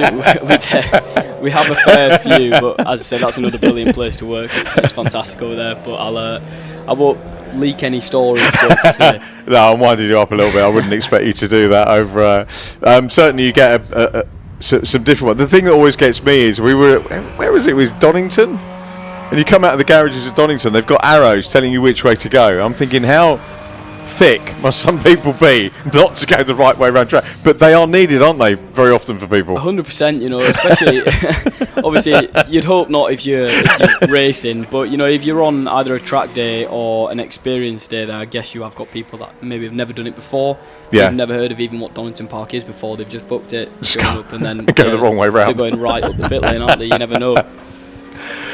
Yeah, well, we'll catch up with you in the bar sometime and get some stories from Palmer Sport. Yeah, we'll keep them are you on working secret. tomorrow? You got a day off, or are you? I've got a day off tomorrow, and then I'm there Tuesday to Friday. Where are you based now? I'm in, well, mainly Bedford, but I don't live there. I live in Lancashire. Right. But my dad lives in Holmfirth, so I'm sort of all over the country. But most of the time, I spend all my time in Holmfirth, isn't that where they filmed that sitcom? Yes. Yeah. Is that why he's moved there? Isn't it old? That's where old people go, isn't it? He actually lives a few doors down from Nora Batty. So does he really? Yeah. That's, so yeah, that is the place it was filmed. So you start calling him Compo now, do we? Yeah, or that's is he? it. Well, he's or Foggy or something like that. Similar to Compo. That's how we describe. We are going to seriously get in. I've already upset Becky, who was here yesterday, one of the old C1 drivers. Said she watches too much daytime TV, and she said I'm going to get in the neck on the live stream on Tuesday when we do sim racing. So yeah, this is what we're about. Hopefully banter and having a bit of fun. Well, yeah, I mean, Andy's the one who always causes the drama. We were racing we were racing last weekend in Club Sport. I was in a Suzuki Swift, and I think it was Scott who was asking which paint is in the car, and Andy said something along the lines of, if it goes out and it's set in purple laps, it's not Andrew paint. So my dad wasn't very happy about that one, but that's Andy McEwen for you. He's always trying to pop a dig in there at least once a day. Do you know one thing we like? I'm digging this out of the hole here, but Andrew's a good sport for all that sort of stuff. Oh, he's brilliant. Yeah. I won't say the best commentator because there's many commentators probably listening and around, but he's one of my favourite commentators. I'll give him that.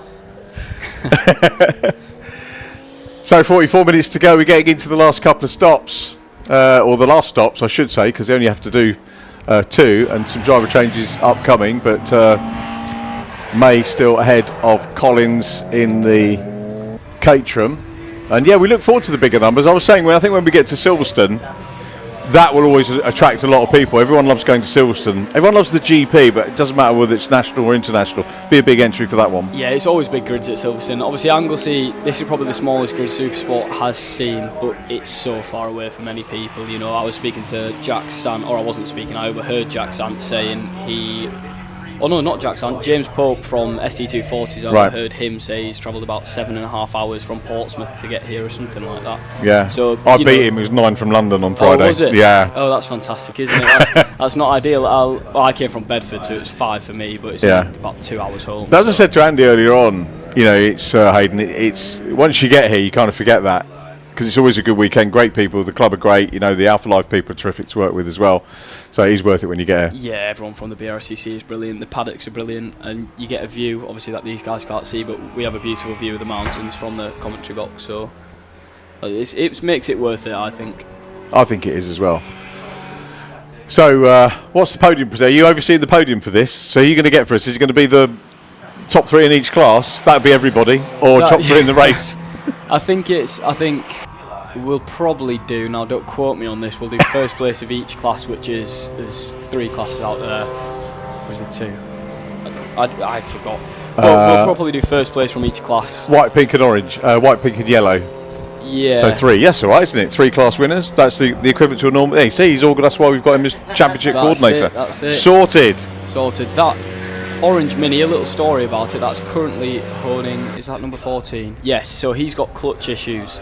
So essentially, they are trying to get to 50% of... 50%, there you go, championship coordinator. We were trying to find that earlier on. So it's 50% of the laps completed by the leader for them to finish. So he's going around in 3rd gear and 3rd gear only. They have to miss the 2nd mandatory pit stop, so they'll be docked 4 laps.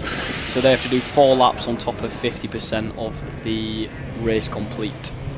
So that will be interesting. And last time I heard, they only had half a tank of fuel remaining. So we're going to soon find out if they do get classified or not. Hayden's got his finger on the pulse. We tried, we looked, Andy looked. Oh, that's good. Thank you for clearing that up. So that gives us a target to look for. Yes. Towards the end. We were trying to work out the laps downstairs in race control, but we haven't. They might have sorted it. I haven't heard what the laps is. But hopefully they get done. That would be good because they're just trying to get finished in the points. Really, that's all they want. So the leader at the moment, David May, there's only one name on the screen, but the May Skeets car has done 45 laps, and the Larmony car has done 34. So at the moment, they're on schedule to complete 50% of the time. So Yeah, we've basically got to double that. It'll be 68 plus 4. 72. 72. Yeah, my race number. He's alright. Is it? Yes, yeah. I think they'll get it done, just depending on the fuel for them. Really, that's the biggest thing. Right. See whether they can finish. Normally, when I see a pure track car, it's Sarah Dennis that runs those, and normally every time I commentate or pit lane, Sarah retires. Yeah, we like Sarah. We love. we do like pure Sarah. Track. They're brilliant. They're absolutely. She's had no luck when I've been working on these meetings, No, though. that seems to be a common thing. She doesn't have the most luck in the world, but she's quick when she gets in the car. And as I said, the whole package as a team is fantastic. For pure track. She's done a book as well, hasn't she? Yes, she has. I've got one in the boot of my car. I was meant to give that to my dad. Actually, you've just reminded me. But How to be a racing driver? Does he need that? Does he? I will say it. I've already said enough. I think. Poor old Andrew. Yeah. I'll be getting a telling off on him as well. Have you read it? Have you started to read it, or is it just for him? Is it? It's just for him. I've never given it him actually. I need to give him that back, but I might have a little read of it. Just keep off my phone at night. I'll read Sarah Dennis. Yeah, I need to have a look at that. I don't know if there's any anecdotes. I'm guessing there are anecdotes in it. It's always interesting to see racing stories, you know. Yeah, it's good, and she's a very knowledgeable woman as well. So, you know, it'll probably be quite an interesting book. I might have to read a few pages and see if I get invested. So we're looking at the Caterham, and Lee Collins' first time out this year. And you know, one thing is you don't have to contest the whole championship, do you? You can. Andy was talking about the 6 events that we've got, but it doesn't matter if you just come out for the odd one. You know, for many people, it's about seeing a great mix of cars on track, and it is a treat seeing the likes of the Caterham 310R, which is the second tier of Caterham racing. Obviously, the Ginetta, even though it's maybe a couple of seasons old, and the BMW. So some good machinery out there, and most of it being well driven. No, 100%. You know, it's a bit like club sport. If you only come in for the odd round or two, it's just there for everybody and anybody, and that's why the classes are so, you know, the top class, you've got a very high power to weight ratio, which allows the likes of your 310Rs and your Ginettas and the BM all to come in. So I think it's one of those that, as you say, round by round, it fluctuates on numbers. You've got Silverstone, which probably, hopefully it's busy, but something like Anglesey, where it's so far out of the way and people don't necessarily want to make that trip. Due to, because they might not be in the championship, they might only be doing a couple of rounds, so they might say, I'm not going to do Anglesey, but I'll go do Silverstone, for example. Mini's still going, just chugs past us. I mean, it seems to be going well for third gear only. It's not too bad. What lap times are they doing? 2:04 on the last one. So yeah, they seem to be struggling, but obviously that'll run out of revs quite quickly. Down the straight in third gear, I'd imagine they're just lifting, coasting the way around. So 50% plus 4 laps. So at the moment, 47 laps done. So that will be nearly 24 plus 4:28, and they're on 36. So they've got a little bit of time to play with. But we've still got we've got 37 minutes to go. So it might be nip and tuck. Yeah, I think they'll do it if they don't run out of fuel, but they cannot come in the pits again. That's why they can't complete the second mandatory stop, because they just won't get going. So they just have to keep going round, getting laps done. Do we know who's in the car now, by the way? Sorry to put you on the spot. You probably don't know. No reason why you should know necessarily. But Mills or Lark? I think it is Mills. No, tell a lie.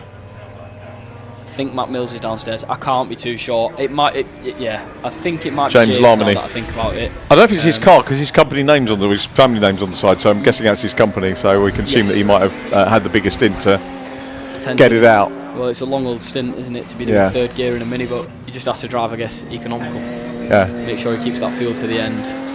Going back to David May and Mark Skeets, they've got to deal with not traffic, but they've still got to deal with slower cars, and the slower cars have got to be mindful about the Ginetta and the Caterham and the BMW coming through now. The BMW's back on track, so there is still things for the drivers to consider and skill for them to exercise. Yeah, even though it's a small grid, you have got that. With the Ginetta, we worked it out, should be theoretically lapping the number 2 Mini every 6 or 7 laps. So, you know, you've always got to be looking in your mirrors. The Ginetta itself has always got to look out for traffic. You know, I've done our race remembrance a few times. Yeah. When you're in a slower car and you've got the likes of the BMWs that are winning overall, they approach you so quick, and you've got to also be mindful of what they're doing. They've got to be mindful of what you're doing. So they've all got something to think about out there, and the cater rooms are very tricky to see in your mirrors with how low they are when you're in a saloon car or a hatchback or something along them lines. Yeah. Doing race remembrance this year? I hope so. Yeah. I'm just deciding what in, really. We had a bit of a nightmare last year with BMW. We just had so many issues. I think we changed the clutch 3 times. We had issues with people driving at night because not everyone qualified in the night driving, like the night qualifying, so they weren't technically allowed to go out in the night. Right. So it was just me and my dad, and obviously my dad's eyesight's got worse, so when it's in the night time he can barely see. That's why I think he was driving quicker in the night, because he couldn't see. I think he was braking later because he couldn't tell when he was braking. That's what he claims anyway. His claim to fame was he was 2 seconds quicker than me at Race for Remembrance in the dark. Now, the car was working a lot better when he was in it. I was on 3 cylinders, and I'm pretty sure the car was running perfectly fine for him. But I'll let him have that claim of fame. It was one of the only times he's ever been quicker than me. That's fair enough. Yeah. Yeah, we'll give him one good thing on the live stream. We can't just keep bullying him, can we?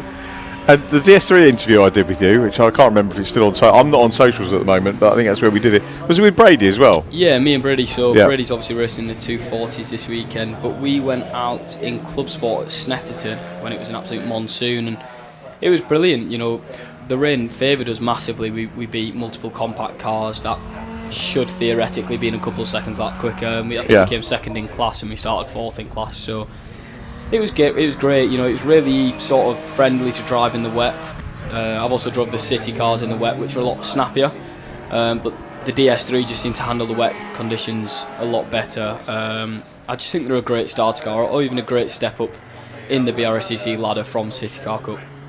And you did some stuff with the student motorsport as well? Yeah, I've spent 2.5-3 years in student motorsport with 2 different teams.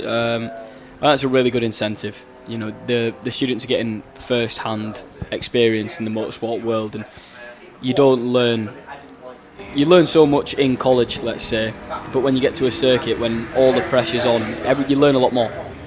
Doing it for real, it's more. I've found. Sorry to cut across you there, Hayden, but I found it's more immediate, because I did some work probably about 10 years ago with a short oval formula that had a car, and they gave a bare chassis for a uni to work on, and they were so slow at doing anything.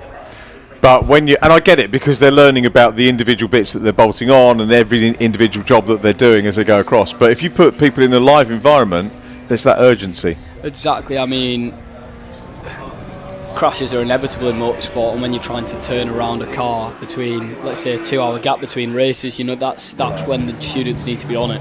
Even though the tutors take lead in them situations, obviously for safety reasons, when the students are learning, the students still have X amount of jobs to do in X amount of time. Double pit stop. Yeah, both the Clio's coming in, and Sam Whiskers, our cameraman down there, and just making sure that all is okay. Double refuel going on. It's impressive, isn't it? Yeah, it is. As you can see, both cars have fire marshals on hand as well from the team as they do it. You talk about compacts, and this championship we've seen compact cups. Adam Reed and David Drinkwater having won the class last year. Yeah. As I said, that's why this championship's so good. You have the longer races, so you have a bit more of a endurance style feel to it compared to Club Sport. Obviously, Club Sport is still that 45-minute with a pit stop. Yeah. But the 2 hours just gives you a lot more time. That Janetta's gone quite slowly. Yeah, I think this is the second stop. Oh, is it? Okay. Yeah. So they've done the one. So I've just checked my phone, and my dad was actually watching 15 minutes ago. So I am watching. Still watching now. Good. So not doing his work then. Well, as I said, I wasn't wrong. He makes himself look busy. They might have finished down there at Silverstone, to be honest. Yeah. Potentially, they might be over now. But, he'll be messaging me. He's a good lad, actually. I've got to say, Andrew's always, looking to help people and promote the club and promote the racing. He pinged me a note on Friday about something which was ongoing, which was very much appreciated. So yeah, Yeah, my dad always tries to help everybody. He always tries to push for other people as well.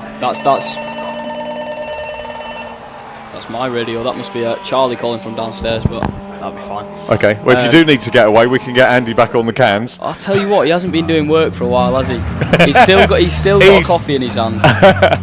Hayden Payne, thank you for joining us up here. Pleasure to see you. Pleasure to see you too. And nice to have you up in the comms box. Look forward to seeing you on track, or in the official capacity again in the very near future. That's the one. Thank you very much. Thanks, mate. Well done.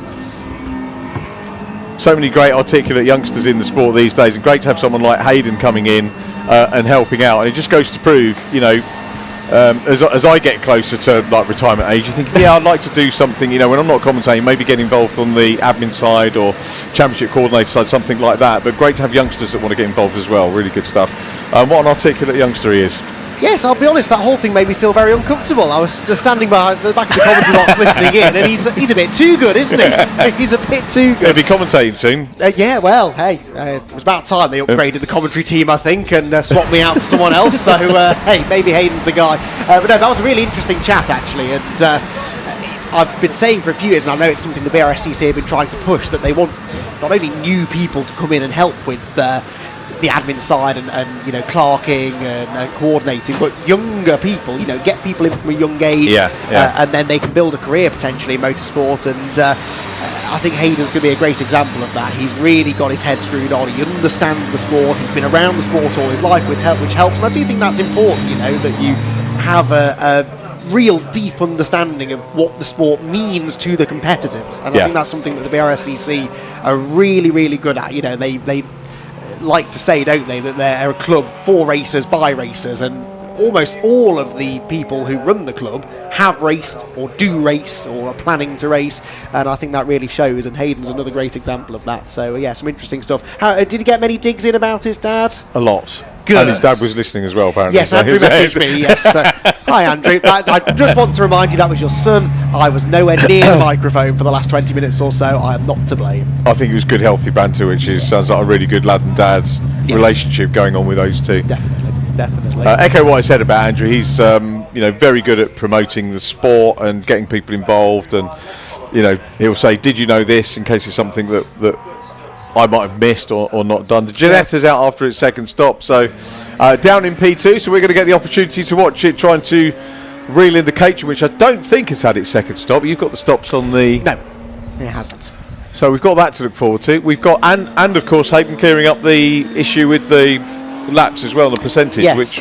Now we've had him explain it, that will lodge with me. Sometimes if I read something, I read it and forget it, but I think I'll remember that now. So 50% of the overall race winner's distance, presumably, not the class winner's distance. I mean, they're the only car in the class, so...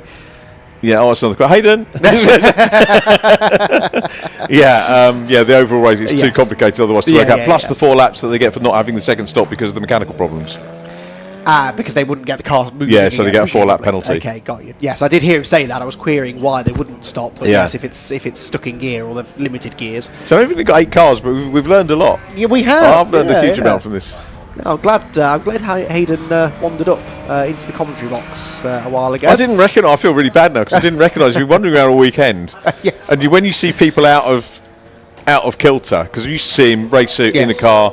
And probably with Andrew as well. Yeah, true. True. No, I've spent the last 2 weekends with Hayden, so he was over at Silverstone racing, of course, in the Swift, as he discussed, and that's when I think he got roped into coming and helping this weekend. His dad had a say in that, so good to have him here. So 27.5 minutes to go. It's going by quite quickly in the end, isn't it? And David May, we assume, will re-inherit the lead once the Caterham pits. Feels like we haven't had too many mechanical dramas in the last half hour or so either. I know I'm jinxing this now, but we seemed to get most of those out of the way in the first 40 minutes or so, didn't we? We did, and I think once you get those ironed out, then, you know, with a limited number of cars on track as well, there's hopefully, you know, less clashes and so on and so forth. Mazda moment in pit lane. I can't think of anything. It just doesn't look like the normal Mazdas that we used to, does it, with the hard top and the...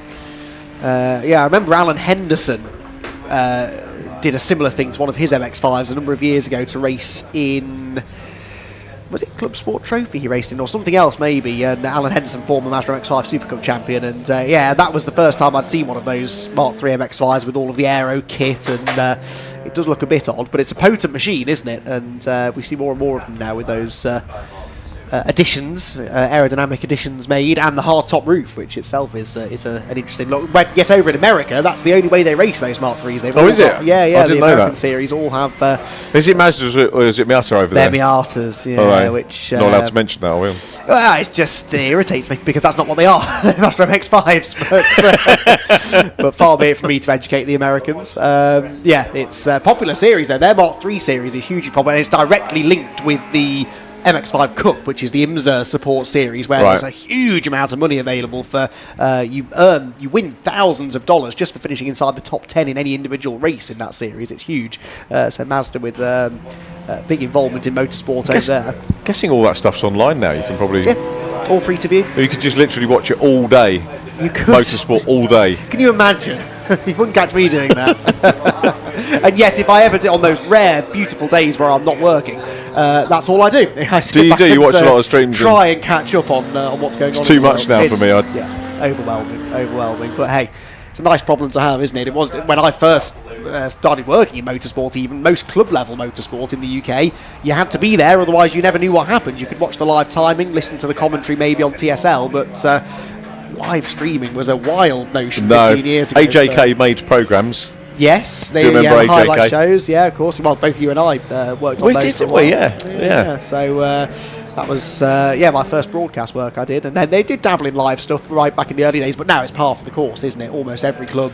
Every weekend there will be a club. A lot of people are talking about moving away from it.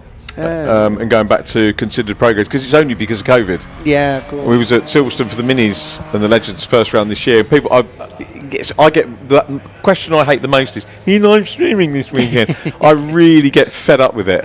And people see me there and they think, oh, where are the cameras? Are you live streaming this weekend? And I've said, did you want to watch race coverage? Yes, go and stand by the wall and watch the cars go past if you're here.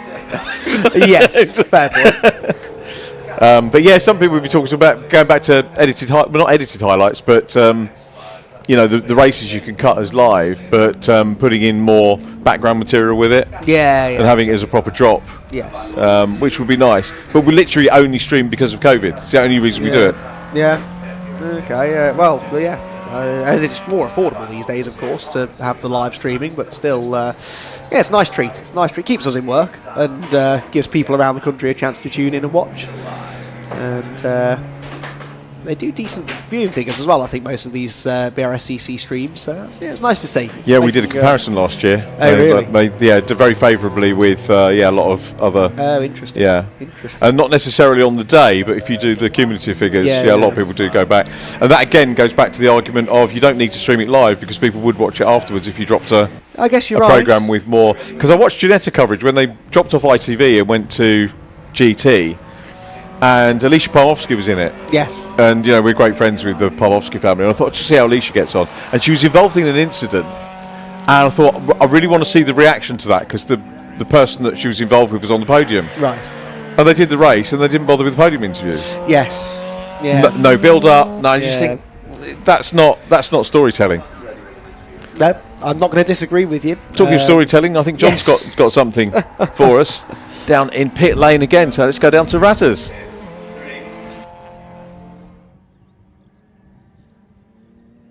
That's pit lane then. I'm joined now by Stuart. Hello, Stuart. We spoke with your teammate a while ago. He was feeling pretty positive for the race ahead. Of course, you've now handed over to him. Is it going as positively as he would have hoped? Yes, absolutely, yeah. Car's very strong. Team have done a great job in the pit stop so far. That's our last pit stop. Okay. So, we should, we're holding our own. Just making sure we bring the car home now. Amazing. Hopefully so. As you say, team doing a great job. I saw a couple of your team members at least diving in and cleaning it earlier. It looked sublime when it went out, and it clearly is going as fast as it looks at the moment. Well, you've got to have a shiny ride, haven't you? Otherwise it doesn't look very good, does it, on TV? But no, it's a strong car. We build it ourselves, we run it ourselves, and it's something that's a bit close to your heart when you build it yourself. So when Martin gets in it, he drives it like he stole it everywhere because he has no input into the engineering. But I do. So cold winter days underneath it and all that sort of thing. So when it's up on ramps, but we've built a strong car at the moment. So I'm glad to see the camaraderie and the banter between you two as well. Before we jumped on camera, he was saying he was the more attractive one of the pairing. You can vote on that one. We'll leave that up to you guys at home. Either way, how did this driver pairing come about? It's a long story, actually. Well, Martin's got some history, he has, because he's Le Mans driver, done the 24-hour, Nordschleife, 24 there, so and other races around the world. So just by chance, we kind of got introduced, and he said, "Oh, fancy come to drive your little Mazda," which seemed really odd to me at the time. We entered the race Remembrance, and he came along, and he really enjoyed it, and he said, "If you ever do anything ever again, I'd love to be part of your team." So, quite an accolade for us, and since then we've got on, become good friends, and we're a good driver pairing. So, fantastic! What a story then. And like you say, you guys have been going well. How long have you been at pairing? Oh, well, probably good 4 or 5 years now. Okay. So it's been good. So we match each other pretty well on track. I don't know if I ever got a chance in the more exotic machinery, if I'd ever keep with him, but in the little old Mazda, I'll give it a good go. So yeah, it's good. Are you guys ever going to go back and take on Le Mans and Nordschleife at some point? Well, Martin did it this year. He did. We wouldn't do it in the Mazda, I don't think. That poor little old car going around there for 24 hours wouldn't be very good. So, but no, we'd need a different car. Okay, fair enough. Well, lovely to chat with you, Stuart. Thanks for having a chat with us, and best of luck for the rest of the race. Cheers, thanks. Lovely. Cheers, Stuart. Right, we will press on up here as well, because we've got 2 for the price of 1, ladies and gentlemen. Let's go and have a chat with another driver. Hello, sir. Hiya. Sorry to keep you waiting up here. I've been a busy boy in pit lane, but it's been good to chat with lots of the drivers. Yeah, I know. All right, mate. How's it been out there? Of course, driver of the Ginetta. Remind me of your name as well. I'm Mark Skates, and I'm driving the Ginetta with David May. Amazing. How's it been going so far in this one? I chatted with David about how it was to drive the car. He seems to quite enjoy it. I mean, it's a proper piece of kit. It's a proper race car. It's better on slicks. Yeah. And obviously, where the tyres we're on, the tyres we're on now at the minute are absolutely. they were shocking. I mean, so I was doing 35s this morning on those, and now I was struggling to do a 38. So it was so we were going to change them, but I think we were doing quite well, and I radioed in and just said, look, just leave it on them. You can manage, you can manage on those, and we'll get it to the end and save those for the next one. But yeah, the traction control was doing a lot of work, and the ABS. I can imagine. When we were chatting with him, he was saying about the fact of cooking the tyres, especially up at that top section where, of course, you're not getting the aero assistance as such as well. Yeah, it's all in the slow stuff. You're just getting massive understeer, and then coming out of the slow stuff, you're just getting the rears just want to spin up. So, but I say it's a good car. It's a great car to drive. It's easy to drive, if I'm honest. Hardest thing is getting out of it, to be honest. My age. We were chatting with him. He said he didn't want to say it was easy, but he sort of alluded to it, that it was a sort of a simple car to be getting up to speed with. But like you say, maybe finding that overall pace is a bit of finding those last. I think we were here on Friday. I haven't been here since 2019. It was the last time I was here. So, and that was in the Compact Cup. So it was a different car. Very different. And we were here on Friday, and I was running around. And we were like, I was just overdriving it. Mm-hmm. And then we went out yesterday evening. They had like a half an hour, 20 minutes, and I just calmed it down. I was 2 seconds a lap quicker. And it's one of those cars. You just don't overdrive it, like any car really. Don't overdrive it, and the times come. And so it was. But that was a good. I mean, that hour, I was amazed. That was an hour when they radioed me, and I thought, I'd been out there 20 minutes.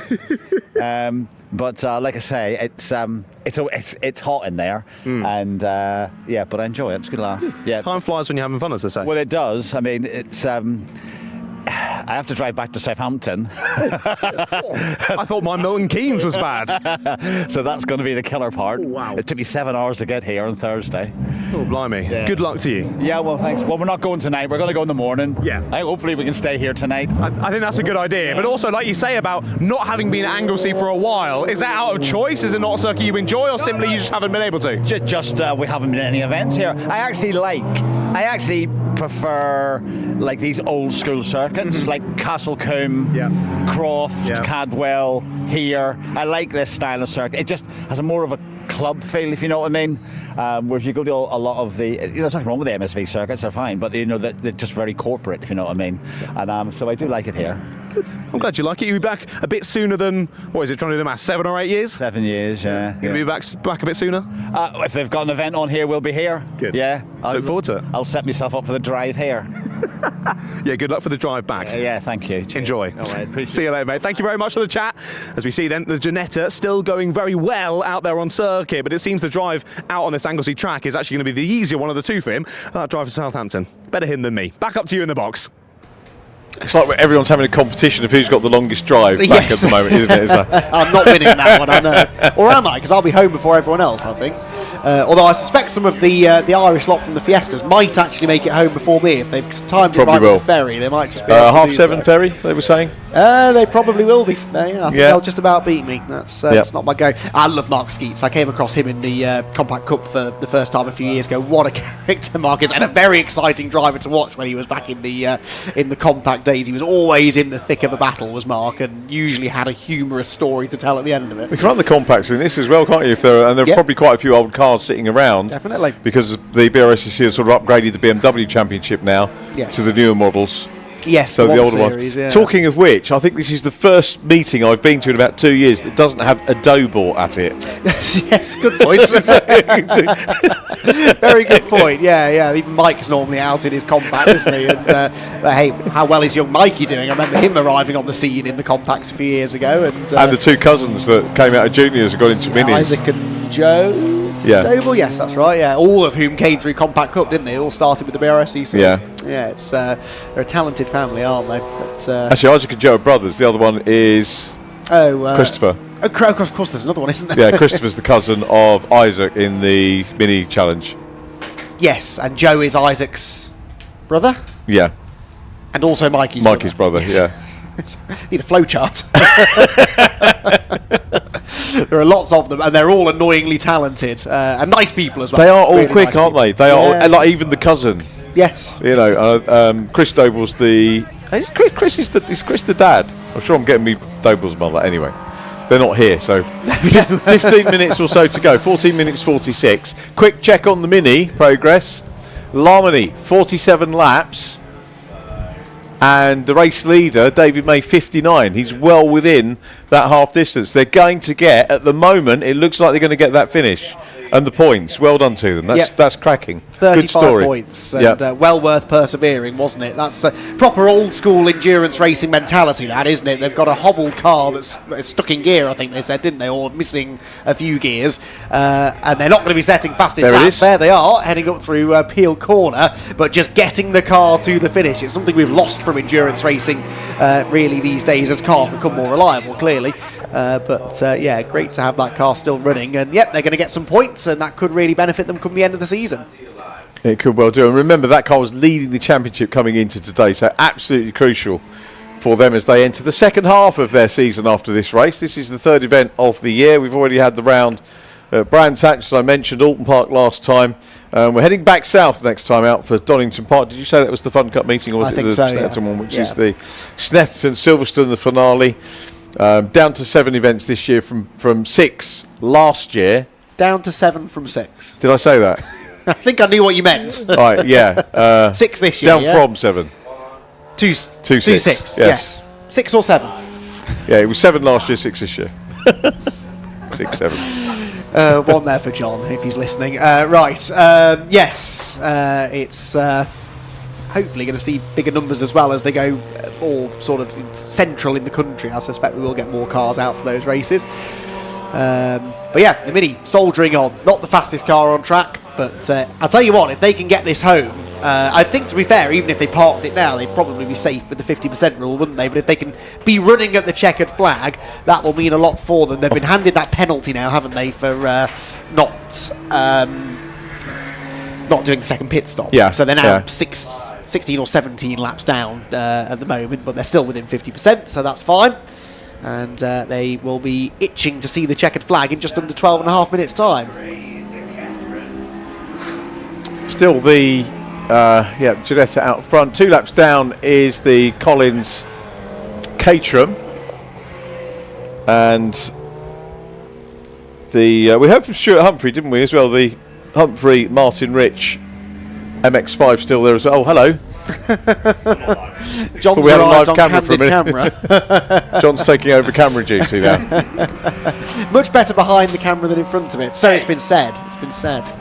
Sterling work today, John. Really good work down there. Honestly, yeah, absolutely digging brilliant out stuff. all of the stories in the pit lane. Yeah, it's been actually quite nice, hasn't it, to delve into some of the backstories of the drivers, which we don't always have time to do. That's the beauty of endurance racing, and also a smaller entry as well. We absolutely. can get in and talk to her. Can you see what's going on? John's looking at into the camera of the viewfinder and working out what's going. I hope that's a wide angle with me on there. So. There we are.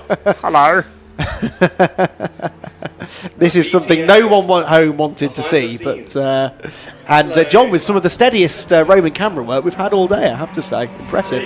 I'm only saying that because Sam is here. There we go. It's a peek behind the curtain, everyone. And exactly our first look at Sam, isn't it? It's Sam who's been providing the pictures in the pit lane all weekend, and I don't think realised that camera was live when he walked in. Fantastic. I think it's right that the viewer's seen him. He's a great lad. He's been very helpful. Fantastic. all day. Well great done. character. Great character. A really pleasant group of people to work with in general, the Alpha Live crew. And Sam's been a great addition. He's kept us sane this weekend. Long days, but a really, really fun weekend. Mazda moment. Oh, fastest lap, Chris Etheridge. Wow. Interesting. What was the previous best fastest lap? I forget now. Yeah, I don't know what it was. It kind of went out the window when we lost the Beamer in the early stages. Has he just pitted again, Etheridge? No. He's not showing us a fastest lap on my timing screen. Let's have a quick. No, we've still got David May on the TSL timing as fastest lap, so that's updating itself. So maybe a rogue caption. It could have been a pit entry lap that's registered somewhere, because I think we covered this in Fun Cup yesterday. It's a shorter route into pit lane on pit entry, so you do sometimes see someone did it in one of the Fun Cup races last night, set the fastest lap whilst pitting.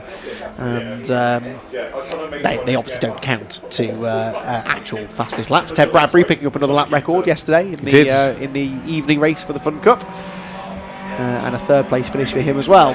Talk about live streams and watching it back. Very well worth, as ever, watching the Fun Cup racing back. Yes, from absolutely. yesterday. Absolutely, or indeed any Fun Cup race really that has been live streamed.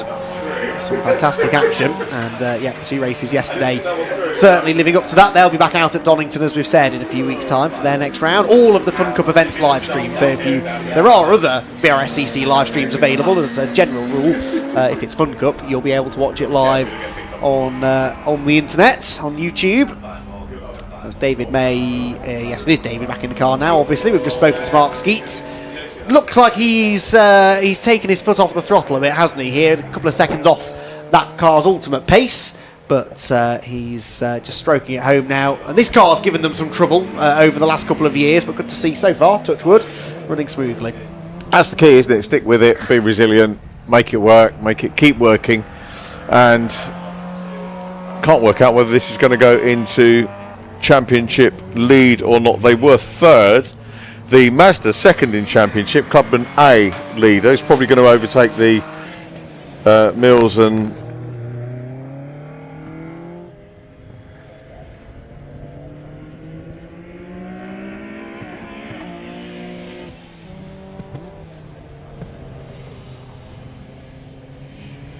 in 2 to 6 entries, don't they? So I think it's, did I say 40 points or 45? 45 points, I think, for winning when there are 2 to 6 cars in your class.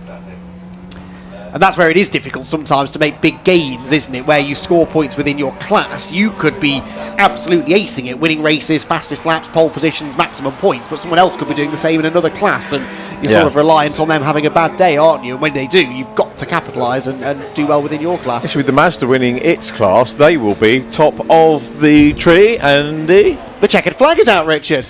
Was that early? It's 7.5 minutes early, but I'm guessing we have a 6 o'clock curfew to stick to. So there we go. Yeah. Finish creeps up on us. David May and Mark Skeets win the race in the Ginetta. That came out of absolutely nowhere, and they're going to win it by 2 laps over Lee Collins in the Caterham. And John will dash downstairs to speak to our podium finishers, but a slightly premature end. We started the race 10 minutes late. I wasn't entirely sure, well, 7.5 minutes late by the looks of it. Wasn't entirely sure why, but anyway, they have thrown the early checkered flag. There are your results, and the Mini crosses the line. The Larmony Mini with its horn honking in celebration at managing to get that car home. They'll get 35 points for finishing the race as the only Club C entry, but they did so even with all of their dramas, and they were only 17 laps down. That was a nice little touch to hear the little mini horn honking across the line. Yeah, really good job, wasn't it? Little story, problems on the early stage. You know what, we'll carry on, we'll get the point, and could be, as you said, crucial for the championship when we get to Silverstone. Yeah, absolutely. Absolutely, that could be really significant. So excellent stuff. There's your result on the screen. The nearly 2 hours of PBS Brakes SuperSport Endurance Cup racing comes to an end, and it is the Ginetta that celebrates. The last car to see the checkered flag, I believe, is going to be the Mazda, which wins in Club A. That's just got across the line now. The Stuart Humphrey Martin Rich car, which manages to pick up a class win and a third place finish overall, ahead of the pair of Clios, 4th and 5th, the Larmony Mini 6th, the Etheridge BMW 7th, but 3rd in class, and then the Salem Mini, which was running at the end. All 8 starters were running at the end of the race, despite their various dramas that a lot of them tripped over the course of the race. So that concludes our on-track racing action. As I said, we do have more events coming in the near future for the BRSCC, both live streamed and otherwise. Don't go anywhere, because we will be speaking to our podium finishers in a moment or two. John has dashed down to the Parc Ferme area to conduct those interviews. The next BRSCC event is actually the Ginetta G-Fest, which is taking place up at Croft on the 27th and the 28th of June. So in 2 weeks' time, and that's all 3 Ginetta Championships, the GT Academy, the Ginetta GT Championship, and the always exciting Ginetta Juniors, all heading up to Croft. You're doing that one, because it's Alpha, isn't it? Sadly not. I'm at the Nürburgring that weekend with another series, but I'll be watching on with interest. Not sure who we've drafted in, but we do have the G-Fest to look forward to. That is Ginetta Championships, all run by the BRSCC these days. And then I think the next live stream action after that will likely be the next Fun Cup event, which I'm fairly certain